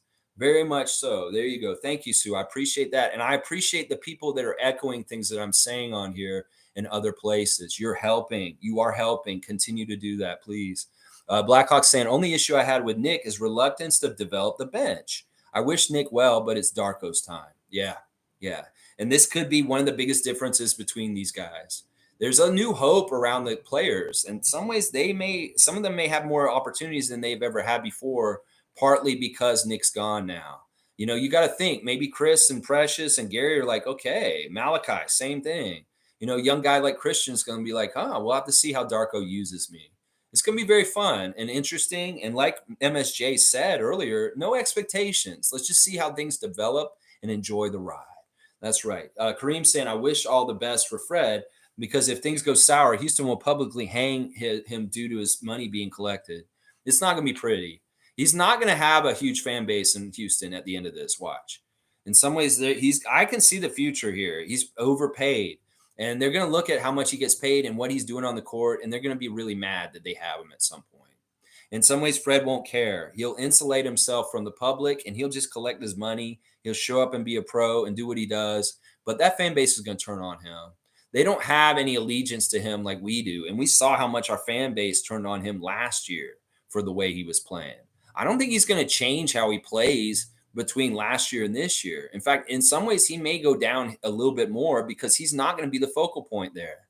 In some ways, they're going to be making the focal point Jalen Green and other people that are already there. In some ways, he's got to fit in with them, and that may change his output on the court from when he was here getting the ball fed to him like crazy here. So there's a lot of ways this could go really bad for Fred down there. But you know what? He made his decision. He got what he wanted. It's the money. And I hope he's happy with that, because he may not be successful or happy in other areas of his life. Let's just put it that way. Cool Cat Sam, Masai is like a big brother to the players. He loves his guys. He will be telling them to their face when they're messing up, and he will let them know they have to increase their value in the industry. Yes, yes, and yes. Cool Cat knows about this relationship very well, and she's exactly right. He's like a dad to them, and he's looking out more like that than a bitter old white man GM like Jerry Krause was with Scottie Pippen and Michael Jordan in the 90s. That's a difference. That's a big, big difference. The cold, not very like connected kind of feeling between the front office and players. That's historically how the NBA has been. In some ways, Ujiri is not like that at all. In some ways, he's like the Darko of GMs. He's very much a people guy, and I love you, and I want to be involved and talk to you, get to know you, and all that kind of stuff. It's really smart, especially from a front office. Very, very smart. Leslie saying, last winter, my car got stuck in the snow. 3 guys came from nowhere to help me. We care about people, and I'm so thankful because I care about people too. I love hearing that kind of story. You know, you were in trouble and people were there to help you. That's the way we should be. That's the way this city is. You know, this city has people from all around the world here. We're the most multicultural city in the entire world. And often, if somebody's in trouble in Toronto, somebody is there to help. And that's right. It's in the middle of the city, y'all. It's not even just like a small town thing. These are people in the middle of the millions of people that live here in Toronto. If they see something happening on the streetcar or in other places, there's heroes out there. And I love to hear that some heroes helped you out last winter, Leslie. Isaac saying, just close your eyes and wish that podcast into existence. That's right. That's what I'm saying. If you want a podcast, just close your eyes and I'm a podcast. Isaac, I love you, man. David saying, this contract Fred is currently on is going to be one of the worst contracts in the history of the NBA. I can speculate that David's right on this. I'm serious. They're going to think this at some point. They're going to think Houston was on crack for signing Fred at this contract this year. It's going to go that way at some point. I love Fred. I don't want this for him, but this is kind of what's going to happen. I can totally see this. Shaq saying, reactive thinking is a better way of doing business than proactive. Some of these teams put all their eggs in one basket, but what if Brown gets injured or a Greek freak? Mike Mitchell going to want out? Yeah, there's all kinds of things that can happen. Reactive thinking is way better than doing business than proactive. Yeah, I mean, I don't totally get your comment, Shaq Lindsay, but I think I get what you're saying. In some ways, people are trying to think ahead too much, get ahead of themselves. And I don't agree with that. I really don't agree with that. Let's take it moment by moment. They have a big picture and they're thinking about it, but some of y'all don't need to know the whole picture. In some ways, they need to keep it secret for competitive reasons in the NBA. So y'all just stop and chill out. Chill out. In some ways, somebody told me a piece of advice a long time ago. Don't get so stressed out because you need to know everything that's going on in your life. The unknown element in your life is what brings serendipity and good things into your life unexpectedly. And I think like this is a control thing. In some ways, people are shook because of the pandemic and different things that have happened in recent years, and they feel like they want more control in their lives. So in some ways, they try and exert control over what they think the Raptors should do. And this is part of the mechanics of this. Y'all can't control what the Raptors are going to do.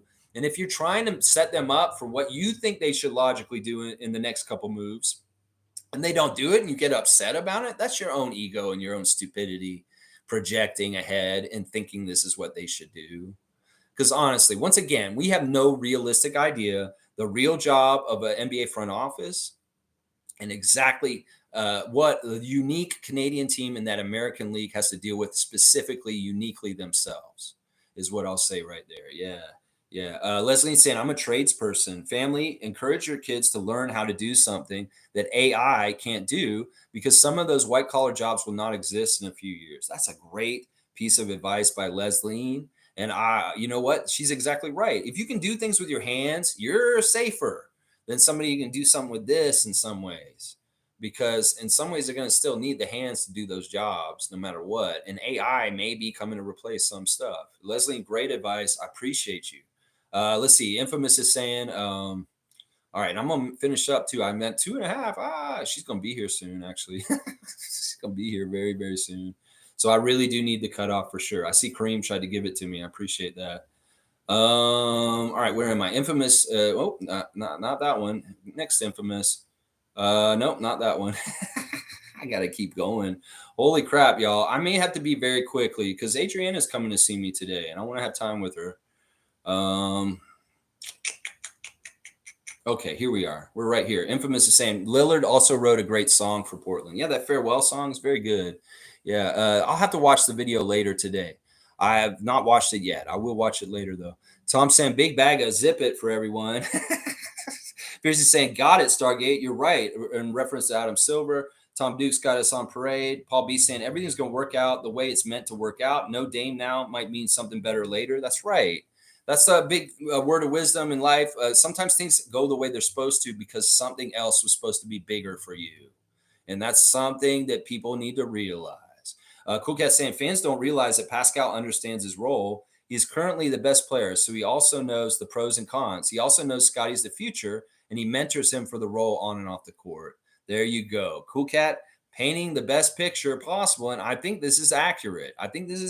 Y'all want to paint a bad picture? I want to hear Cool Cat's great picture, and I will believe her because this sounds great. This is going down the middle of the road. Once again, going down the middle of the road instead of going in the ditch. What Cool Cat is saying here, and I think this is fairly accurate from what I can tell from the outside. MSJ saying, geez, hope your arm gets better soon, Evelyn. Yeah, we do too. Kareem saying, I'm going to need open gym every Friday this season. Even they fell off of production, not just Fred. I agree with this. Open gym was not as good this year, but I feel like it was partly because the vibes were really bad around the team. And they had a hard time probably filming the episodes because there may have been kind of like, weirdness. We saw that whole locker room thing when they're celebrating Fred getting his assist achievement this past year. And everybody's kind of like, yeah. I mean, that's part of it probably right there. It was the content was not as jubilant or great this past season. And that may have been part of the reason why Open Gym fell off. It did really fall off a little bit last year. Carlos saying extension talks are not happening, I'm guessing. The front office want to see how Pascal and OG fit in the new Darko system. And Scotty, so it looks like we really did pick Scotty as a direction. Yeah, that sounds all accurate, Carlo. And I think you're exactly right. That's good speculation right there. That makes sense. MSJ saying, I think, and take it as a slight, but some Raptors channels are younger people who still think they are important. Laugh out loud. You can say what you think without thinking so, and you will be more honest for it.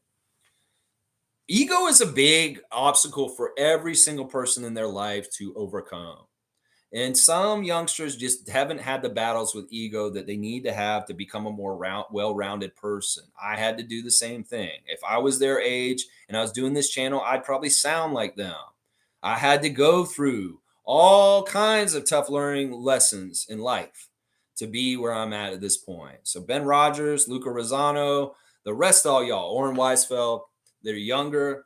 Y'all will have to go through those at some point. I'm not saying they're egotists, but some of them are. And some of them do a lot of what they're doing based on their ego, Robert Pencer. And that is a big part of what's the problem with their channels to a degree. The ego gets in the way of just what they're trying to do being good. I have an ego too, but in some ways I control it.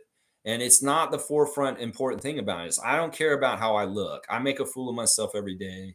And I don't care if I'm right either. So that's a difference between them and me. Is they may care more about being right all the time and their ego's more involved, and it's not here. Stargate saying Tabata is suspect for sure. Looking at him side-eyed. Well, I am going to watch him. If he starts coming after Pascal, just like Pencer's doing on his channel, we'll know. Trevor's saying give him a strike and 3 X's. Well, we'll see. Carlos saying, hey, Lex, can you review the newest shady Interscope artist, Easy Mill? Well, if they have a video, I will. I'll look out for that name too. A lot of times I gloss over some of the hip hop stuff that is just kind of like, if it's drill ops, I'm not going to listen to it. If guys are coming on and they're like being all about guns and money and booty girls, I'm like, this isn't original. This is not original. I don't care if you get a loop, you get some sort of fancy rap on it. But if you really turn me off immediately. I like smart hip hop. I don't like anybody who's going around doing drill ops shit. So as soon as you show up at a gas station with a booty girl and a pile of money and you're holding like a phone, I switch the song. I don't have time for it. I see like 20 of those videos every week and they're all the same to me. They don't have anything that's kind of different. I don't know if Easy Mill's like that though. I'll have to see him first. So Fiercely saying, yeah, Top, this ain't it. Yeah, this ain't it. Shaq saying, you and Chev, the best and most honest Raptors podcast in North America. In some ways that is true. Because we just want to be real. We want to be real. That's why y'all like us. That's why Chev is beloved. It's because the real deal, Holyfield. And in some ways, I'm glad I'm like that too. And that's a big thing. We cut it to you straight. In fact, I'm not only cutting it to you straight in the Raptors world, I'm cutting it to you straight in the political all of the world in general. Like, I'll tell you the truth about the powers that be are trying to fuck us over. The corporations being parasites on us. And that's even more powerful in some ways right there. Raps Love saying, stop thinking about what we didn't get and what we have for a few players step up like they're supposed to. Look out. That's right. Raps Love is showing the Raps Love by saying, forget about what we didn't get. Who cares about Lillard? It wasn't meant to be. And let's focus on Scotty. Let's be very proud and happy to see the development and what's going to happen this year with Scott. That's what we're going to be loving as Raptors fans. That's right. Raps Love is the true epitome of their name. And that was shown right there. Michael Redd for sure. See, Stargate's going to agree with Michael Redd. You know, in some ways, I know Quick Take's question was to see the level of knowledge that I have, that maybe that's a test. If he says Allen Houston, he may be not as deep in depth of knowledge. And as I say, Michael Redd is actually the better player there. And like, some people may not agree with me. They're very close. They're very, very close. But I feel like Michael Redd's unappreciated and not talked about even to today. Does anybody talk about Michael Redd at all in any kind of way? No, they don't. So I'm going to give him some shine in this instance right here. Yeah. Stargate saying Allen Houston was a bucket, but Redd was more versatile. Redd was a better shooter in some ways. He was a better scorer in some ways. Raps Love saying if you trade OG now, his birthrights come with him. You know what? That's such a weird comment. I'm gonna give Raps Love a dunk. That's your first dunk, Raps Love. I love it. That's such a weird comment. You get his birthrights. That's hilarious. So he becomes from your country if you trade him. Trevor's saying let's create a GoFundMe page for Top so we can go from here. Oh my gosh, and we don't need to do that, Trevor. We don't need to do that. We'll see how things happen. Top comes around. We'll see what kind of song he's singing. And we'll just go from there. But we're watching him. We're watching him. Cowboy saying, everybody smash the like button for Lex, the best rapper content on the planet. Thank you, Cowboy. It was very sweet of you. David saying, we should do another meet and greet, one mid-season and one in the off-season like last 2 years. Would be nice. Well, we're going to do one on October the 15th, David. I'm serious. We're going to be down there in 2 weeks. 2 weeks from our draft. You meet me at the Scotiabank Arena, and we'll go to that Carnes-Taipans preseason game. How about that, David? Meet and greet. In 2 weeks from now, we'll be there. If you guys want to go to that game with me, come down there and meet me. We'll go to the Raptors' first preseason game in Toronto, and I will be there, and you can go with the Raptorsfreak in person, in the flesh, and we'll go make a real loud section, and we'll be that wild Raptorsfreak section, and we'll show the rest of the crowd how to cheer properly for that team. That's what we'll do, David. That's right. You know how loud I am. You sat in front of me last year. David knows how loud I am at the Raptors game. He sat 2 rows in front of me down in the 100 level, and he saw my volume. Infamous is saying, I call out that amateur dude all the time. He just cares about clicks and views. He has mentioned it indirectly many times. There you go.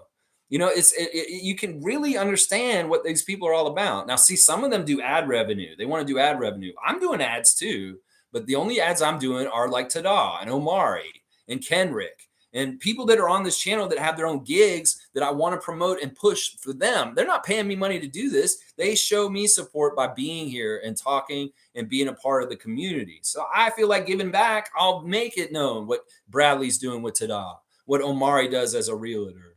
And I will do those ads without getting paid for those ads. I'm doing it because I love these guys and I want them to be more successful. So in some of them, they may be doing their ads because they want to get the ad revenue from the clicks. And then I want to put ads in between my content. Oh, there's an ad all of a sudden in between amateur hour once again. See, there's levels and differences to what people are doing here. Come on now. Yeah. David's saying Luka's a sellout. I'm not a fan. I want to turn these kids from the dark side and come back towards me, guys. Come watch me and listen to me, please. I'm pleading with y'all. Come on now. Fiercely saying she's also unfollowed Luka. Yeah, I've done this too at times. He was pissing me off years ago because he does kind of do this flip-flop. And it depends on when the time of the season is and also how the team's doing. If the team's not doing well, Luka can be very negative. If the team's doing well, he can put out positive content. So it's kind of like he goes with the wind. But yeah, I unfollowed him a couple times out of anger because he said stuff that pissed me off. But I like the kid. I think he's really talented, and I think he does a good job. I think he does a good job for the most part. I just wish these guys wouldn't go negative, is what I'm saying. Yeah. G saying, if people have faith in Scotty, what are they so worried about? Some fans need to stop looking elsewhere and care more about our group developing our own stars. I feel like Rico Hines, words of wisdom in that last Rico Hines runs needs to go for everybody, not just the players. He's saying, y'all stop talking about who's doing this and who's doing that. Maybe the fans need to do that too, also to a degree. You know, it was really weird when Scotty watched that Rico Hines clip. he skipped over parts of that very long clip, obviously, because it's very long. He didn't want to watch the beginning part that was non-Raptors. He was like, yeah, I don't want to watch this bullshit. He put it on and Rico started talking. He's like, yeah, I love Rico. Rico's my guy. I really do love Uncle Rico, but he talks too much, is what Scotty said. That's what Scotty said. And I'm wondering, well, did he get upset about what Rico said at the end of the day about the firing of the coach and how loose lips and talking too much can cause bad things like the coach to get fired? Was he talking directly to Scott? And Scott maybe like he's talking too directly to me and he's kind of mad about it.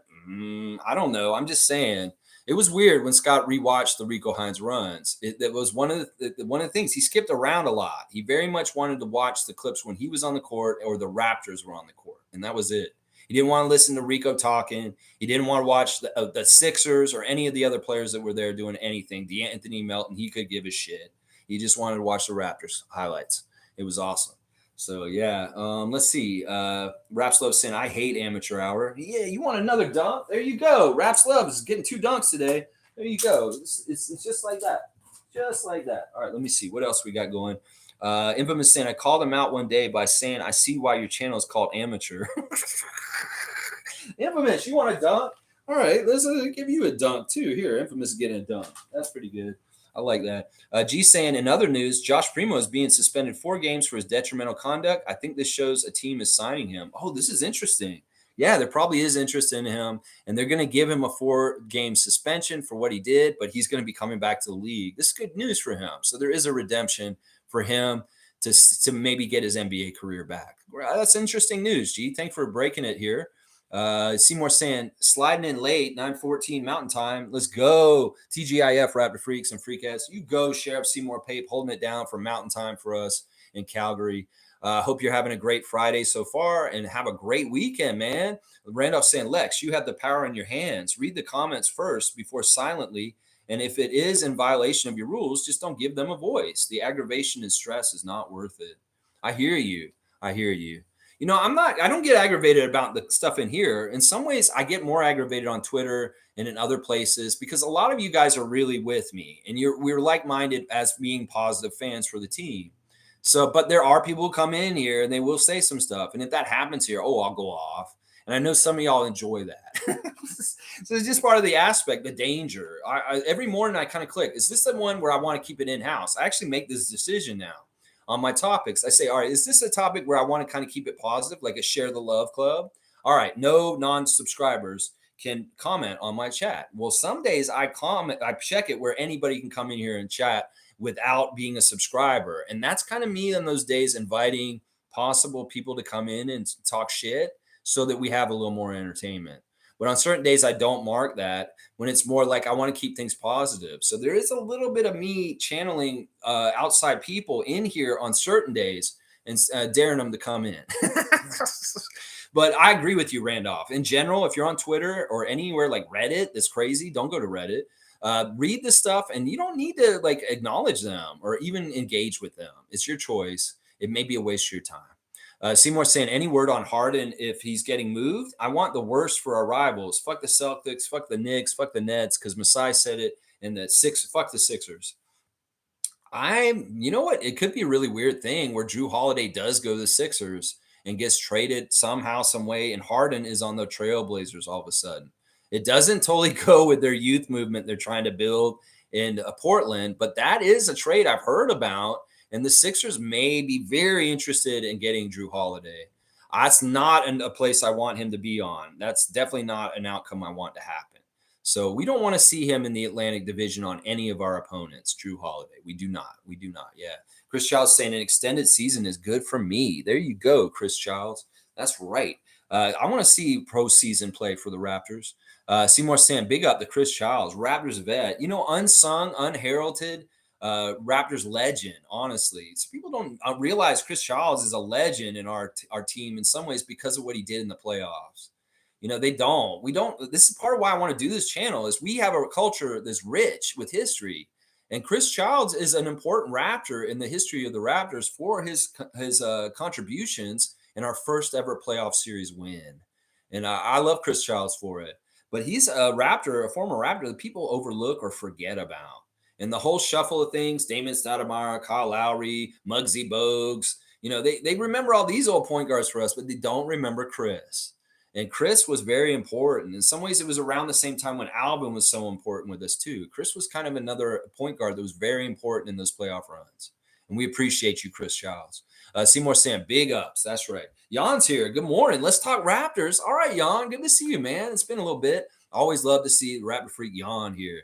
Chris Childs saying Adam Silver is Paul Castanello taking over for the Carlo Gambino. Things will never be the same. Yeah, I can't disagree with this mafioso analogy by Chris Childs here. All right, Kareem, thanks for the cutoff. Mo's saying, so Lex, I reached out to Mike Roach and I said, I'm glad we didn't get Dame and we need more episodes with Chris.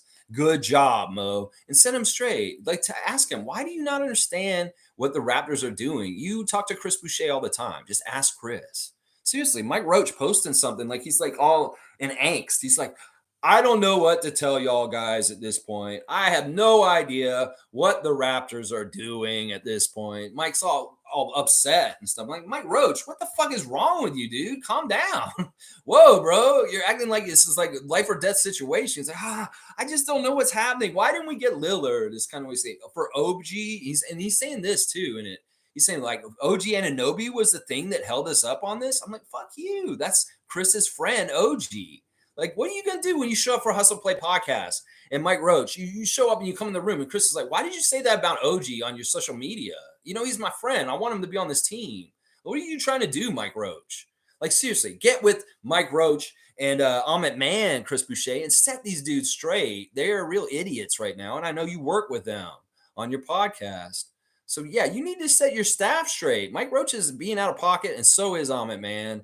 And you may just need to inform them, guys, listen, stop talking about the team that way. We have enough problems around our team already that you all are adding to the noise. If you're my friend, you guys are supposed to be my friends, right? We work on this podcast. You'll stop doing this if I ask you, right? I wish Chris would do that. In some ways, he gets strong arm them. He said, you motherfuckers at Yahoo want me to do this podcast still? Then stop doing your bullshit otherwise. Seriously. I wish Chris would do that. I wish we did. Thank you, Mo, for talking to Mike and letting him know that we're happy we didn't get Dame and he needs to chill out.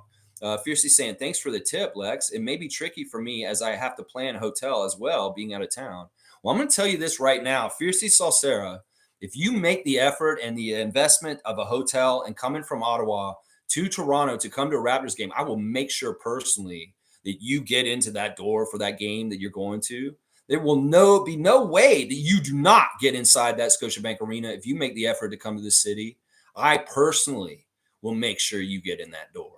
Yeah, and I will. Trust me, I can get anybody in any game at any time. Watch. I have my ways. You don't think the Raptors Freak knows how to get to a Raptors game at any point in time? Yeah, I have my ways, and I will make sure. So don't make a plan in fear that it won't happen for you. Go ahead and be bold, and I will make it happen for you. Trust me, I will. One way or another, even if I have to pay extra more to get you in that building, I will help you, and I'll pay the extra because I made this promise to you. So I have good friends that are season ticket holders that will sell me their tickets like that. So I can get you tickets. Don't worry.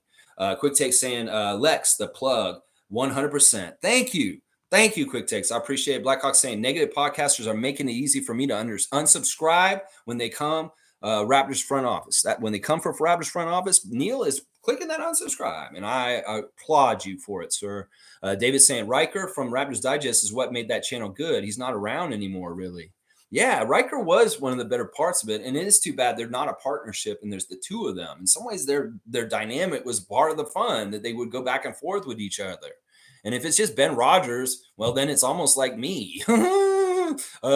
Seymour saying, this is the real place for Raptors content. Everything else is watered down maple syrup. That's right. We got 100% Canadian maple syrup from across this land, from British Columbia, Victoria, Tom Duke, all the way over to the other side. We need to get a Halifax person. If there's somebody from Halifax that watches me, please let me know. Because I want to say from Victoria to Halifax, we got Raptor Freaks going. Right now, I know our boundary is Ottawa, and there's somebody in the Maritimes that's probably watching us. Please let it be known if you're in Fredericton or St. John's or somewhere that you're watching. Because I'd like to say we're coast to coast, baby. That's right. I want to be coast to coast. Let's go. Fun guy saying, guys, OG is expected to make like 35 plus million. We simply cannot afford him. Masai knows this, and we'll have to let him go. OG is about to be traded, guys. Just not throw in for Lillard. Need assets. He could get traded. He's very highly targeted by other teams, and he is a really good trade piece, but it hasn't happened yet. So in some ways, I'm thinking we are still investing in him. I think that the comment from earlier that's saying we're going to pay them all and just go into the luxury tax and we can pay them on birds rights is accurate. So don't be afraid of this. I'm not afraid of spending money. If you're afraid of spending money, then you're Tud Rogers, and I don't want to be that. I want to be, we spend money to try and win, and we shouldn't be afraid of that. So I get what you're saying, fun guy. He may still be involved in a trade at some point, but I don't mind paying Scotty, Pascal, and OG max money to keep them here. I really don't. I really don't mind paying to win. And that's what I'm saying. People say, "Oh, you're paying to be mid?" No, that's bullshit. We have a high ceiling with these guys that are here, and Scotty is the key to that. A really big key to that. Seymour's crying. I don't know why.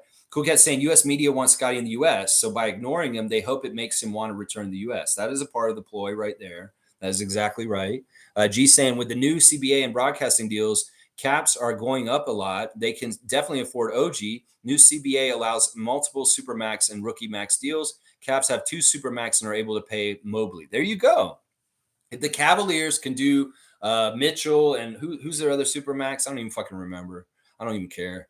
And then they can do Mobley on top of that. That's amazing. So why can't we do that? Raptors fans, allow us to do the same things that the Warriors and the Cavs and other teams have been doing for years. We can do it too. Yeah. Quick take saying Merc like kill. Merc like kill. What? Merc like kill. I'm not sure what that means. Stargate says that he loves Justin. Cool Cat saying, I try to get last minute tickets 2 hours before the game for tickets I don't have. Prices are better than. I bought many 100 level tickets for $50. Boom. See, Cool Cat is echoing what I was just trying to say.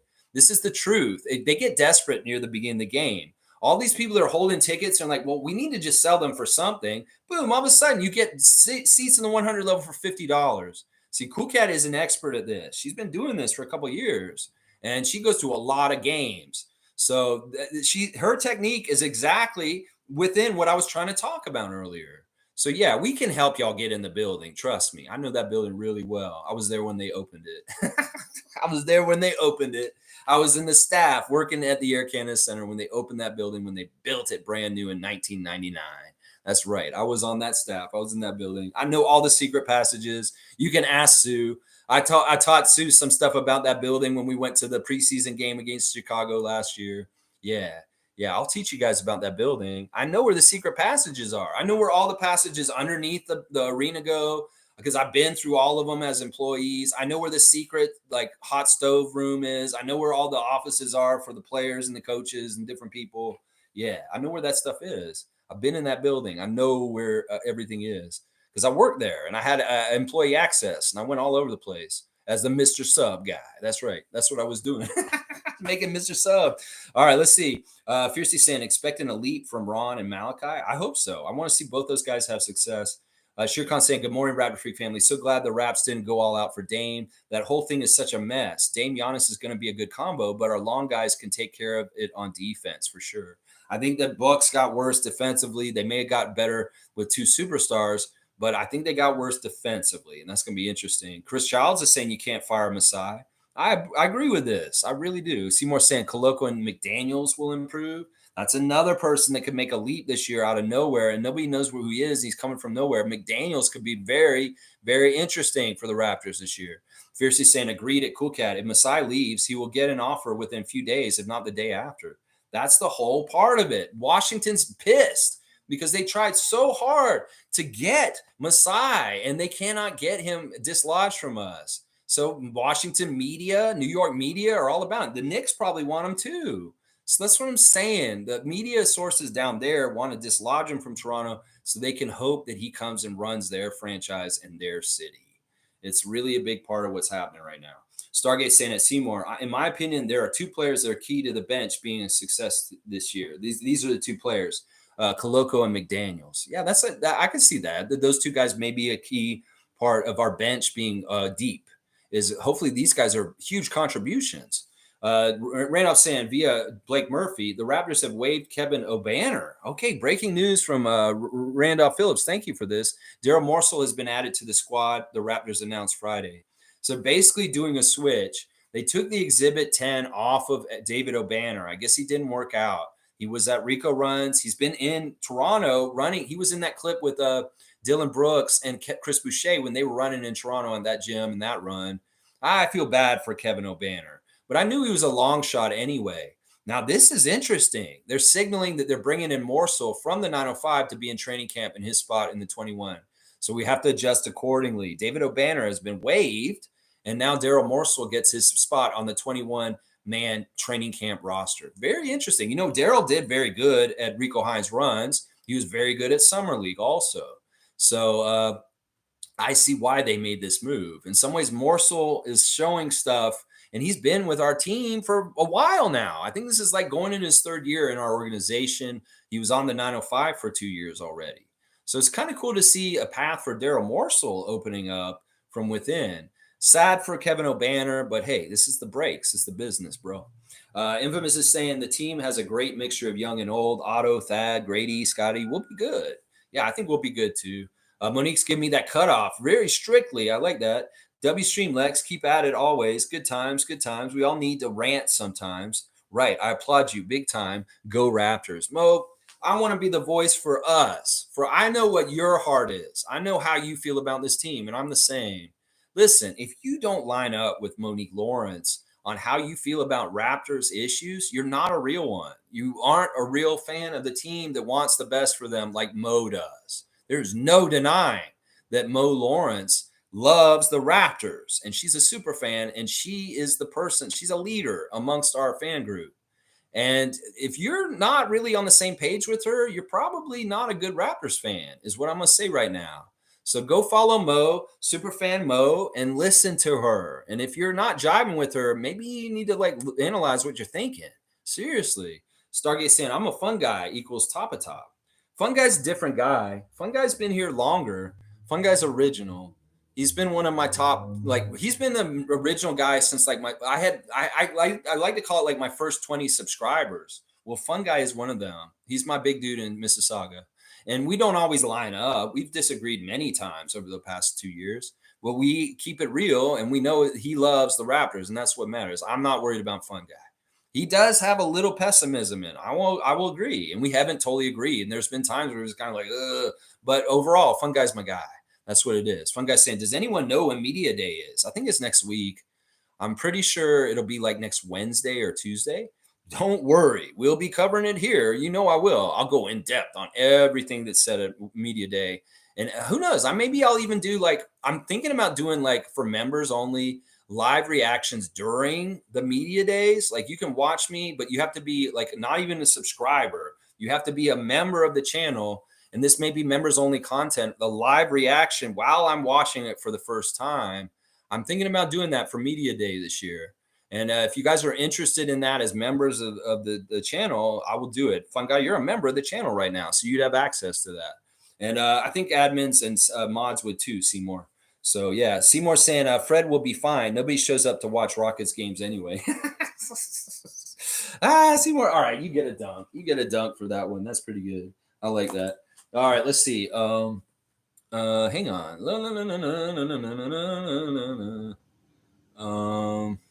Oh man, it jumped again. I'm really got to finish this up. Blackhawk saying it's best to let Fred thing go. Houston got him for what they need to mold their young guys. As we can see, Houston was willing to pay to shape their direction. Fred is a coach's point guard. I don't want him to be horrible. I want him to do well, but I'm just saying it's not a good recipe for him. In some ways, I can see where it could go very badly for him. I wish him well, though. Chris Child saying horror rap. Yeah, horror rap's weird. Like Doja Cat, some of the stuff she's doing with like blood and weird stuff right now is very interesting. There's all kinds of horror, like musical genres. Obviously, there's always horror metal and stuff like that, but there's even more like horror pop and horror rap now, which is very, very strange genres. There's all kinds of weird genres. There's always been like little crystallized genres, very specific niche genres. But there's a lot of horror music right now. And some of this stuff is really disgusting. Some of these musical artists want to put like torture and suffering, like Saw, the movie, in their videos. And I'm like, this is a turnoff to me. I'm sorry. This world does not need more of this kind of stuff right now. We need more of the other direction, honestly. Blackhawk saying, good rap, Night of the Living Bassheads. Oh, man, you're talking about old school right there. You're talking about the old school. Yeah, that's what I'm saying. Public Enemy, KRS-One, Boogie Down Productions. You give me any of that stuff any day over most of the stuff today. Now, there are very intelligent hip hop artists still out there right now. There's certain people that I really, really like right now. Like, I'm a big fan of Earl Sweatshirt. I think he's amazing. I think he's one of the best in the game right now. I think Nas has had a really good resurgence in the last year. He's technically still one of the top rappers in the world right now, Nas. And people don't give him enough respect, honestly. Those are my guys, really. There's other guys that I really like Mick Jenkins. I like the Earth Gang guys too. There's different artists that have like a conscience and actually sing about shit that matters instead of just like being like, all that kind of stuff. Those are the guys I like because they have flow and they have technique and they have really interesting rhymes that they wrote. And then they have like a message that kind of is important or matters. Yeah, I'll like that way more than just being at a gas station with the hoopty ride and some booty girls with the phone money up by your ear, it's just not my style. And there's a lot of genres have just the same shit, like hair metal, same thing. I'm not going to watch a metal band that just comes out and they all swing their hair and it's the same shit over and over again. So it's not like I just pick on hip hop in that way. I have the same kind of like, oh, this is the same bullshit for metal. This is the same bullshit for a girl's pop song. And she's just singing about love and the boyfriend hurt her. I'm like, that's not original. I can't get behind that. I'm sorry. I'm not listening to you. So there's levels to this. And yeah, let's see. Quick Take saying Red and Houston are pretty close. It's not who's better, just preference. There you go. Yeah, I picked Michael Red in that instance. Some of it is that I hate the Knicks. Some of it is I hate the Knicks. Stargate saying, who's funny? To the point, sports talk. I think his name is James. I watched him after the game. TO Sports. Oh, TO Sports must be different. Yeah, I don't know who that is. I do watch To the Point with the King, Brian. He's had me on his show a few times. He's not a bad guy. I don't like Skip, though. Skip and the King. Oh, man. Skip is a Boston fan. I called him out on his show. I practically cussed him on his own show. Yeah, we can't be on the show together. Seymour's getting laughed at by Fiercey. Stargate saying, oh, my God, Harden with Scoot. Disaster. That'd be interesting. Thank you for the third cutoff, Isaac. Blackhawk saying Primo will have a hard time getting back into the league. He has the worst case of mental health. Teams will have a problem taking a risk on him. Chances are Primo will have to go overseas. I don't know if that's true, though, Neil. He looked really good at Rico Runs. And I think there's somebody who's going to take a chance on him. Seriously, you don't ever doubt teams like Charlotte to make room for somebody like that. I want him to get help. And I think that's the most important thing when it comes to him, though. Quick Take saying, hey, Lex, I hate AM Hoops, too. AM Hoops. I don't even know who that is. Let's see. Fiercey saying Lex rocks. Thank you, Fiercey. And Quick Take saying ready for this draft Sunday. Yeah, I'm ready for it too. Get ready. It's gonna be fun. I'll be excited to see where we draft. Of course, we're all gonna be drafted. I don't know where we're gonna draft. It's gonna be randomized the day of the draft. So our draft order will not be known until you get there. So prepare for anything, is what I'm saying. Blackhawk saying the 10-day was used to put O'Banner on the 905. The wave is part of the process. If O'Banner stays on 905, he will get a signing bonus. Raptors can give out multiple 10 days to build out the 905 roster. Okay, so in some ways, he's out of the running to make the Raptors proper in training camp, but we still retain him on the 905 level, and he'll run with 905. So it could very well be that the Raptors see Morsel as having a more better chance of doing something and making the team than O'Banner at this point and switching him this way. It's a very interesting move, and I wonder who makes this move. Is it Bobby Webster or is it Luke Wynn? I think it's Bobby Webster, but maybe in conjunction with Luke Wynn. I don't know.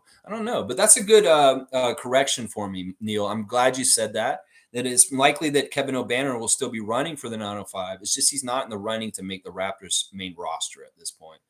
Quick Take saying, where's the content on Insta for Superfan Mo? I believe her account. I mean, if you just put in Superfan Monique Lawrence, you will find her on Instagram. And I highly recommend following Monique on any platform, whether it's Facebook, Instagram, wherever you find her, YouTube even. She has a YouTube channel. So follow her here too. Cowboy saying later, Lex, and Raptor Freaks, bam. Have a blessed and safe day. And Quick Take saying at Canadian Cowboy, peace. And let's go. And there's a thumbs up. And Jan saying we got maker for our G League. That's right. It's a great pickup, Jan. Thanks for mentioning that at the end. Y'all remember the draft is on Sunday, 9:30 a.m. And tomorrow, Saturday Share Love Club for Hubie Brown. I'm going to celebrate and share love for one of my biggest basketball mind mentors ever. Hubie Brown taught me this game as a young boy, and he's still in the game, doing the games at this point. In some ways, I want to pick Hubie's brain about how much the game has changed and how he really, truly feels about it. Yeah, that'd be fun. So, y'all, come tomorrow for a Saturday Share Love Club for Hubie Brown.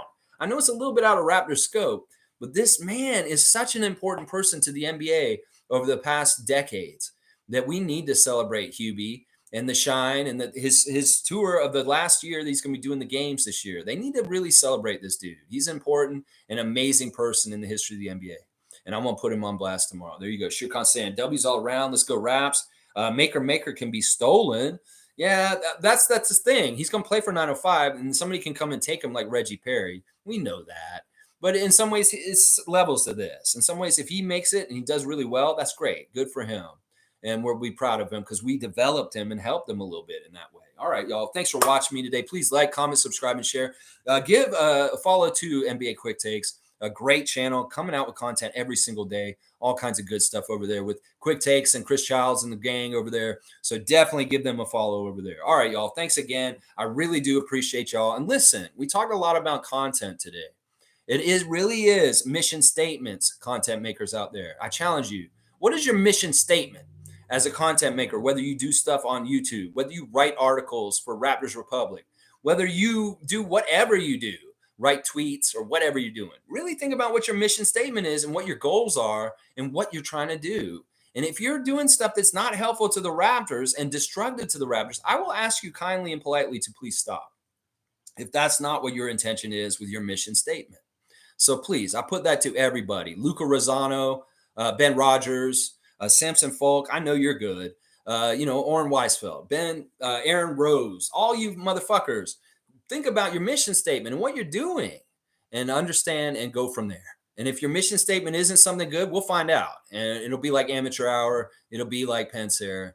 It'll be like the other things I've talked about today. All right, y'all. Thanks for watching me. I appreciate all y'all. All the best. Neil, NBA Quick Takes, Shir Khan, Jan, Cowboy, Tom Duke, Isaac Campbell, Infamous, Nameless, all y'all. I love all y'all. Cool Cat, Fiercey, Leslie, everybody. Monique, Sue. Love you guys, and I'll see you guys tomorrow. W's every day. That's right, Mo. That's right. W's every day. W's for the Raptors on the court every day. Let's go.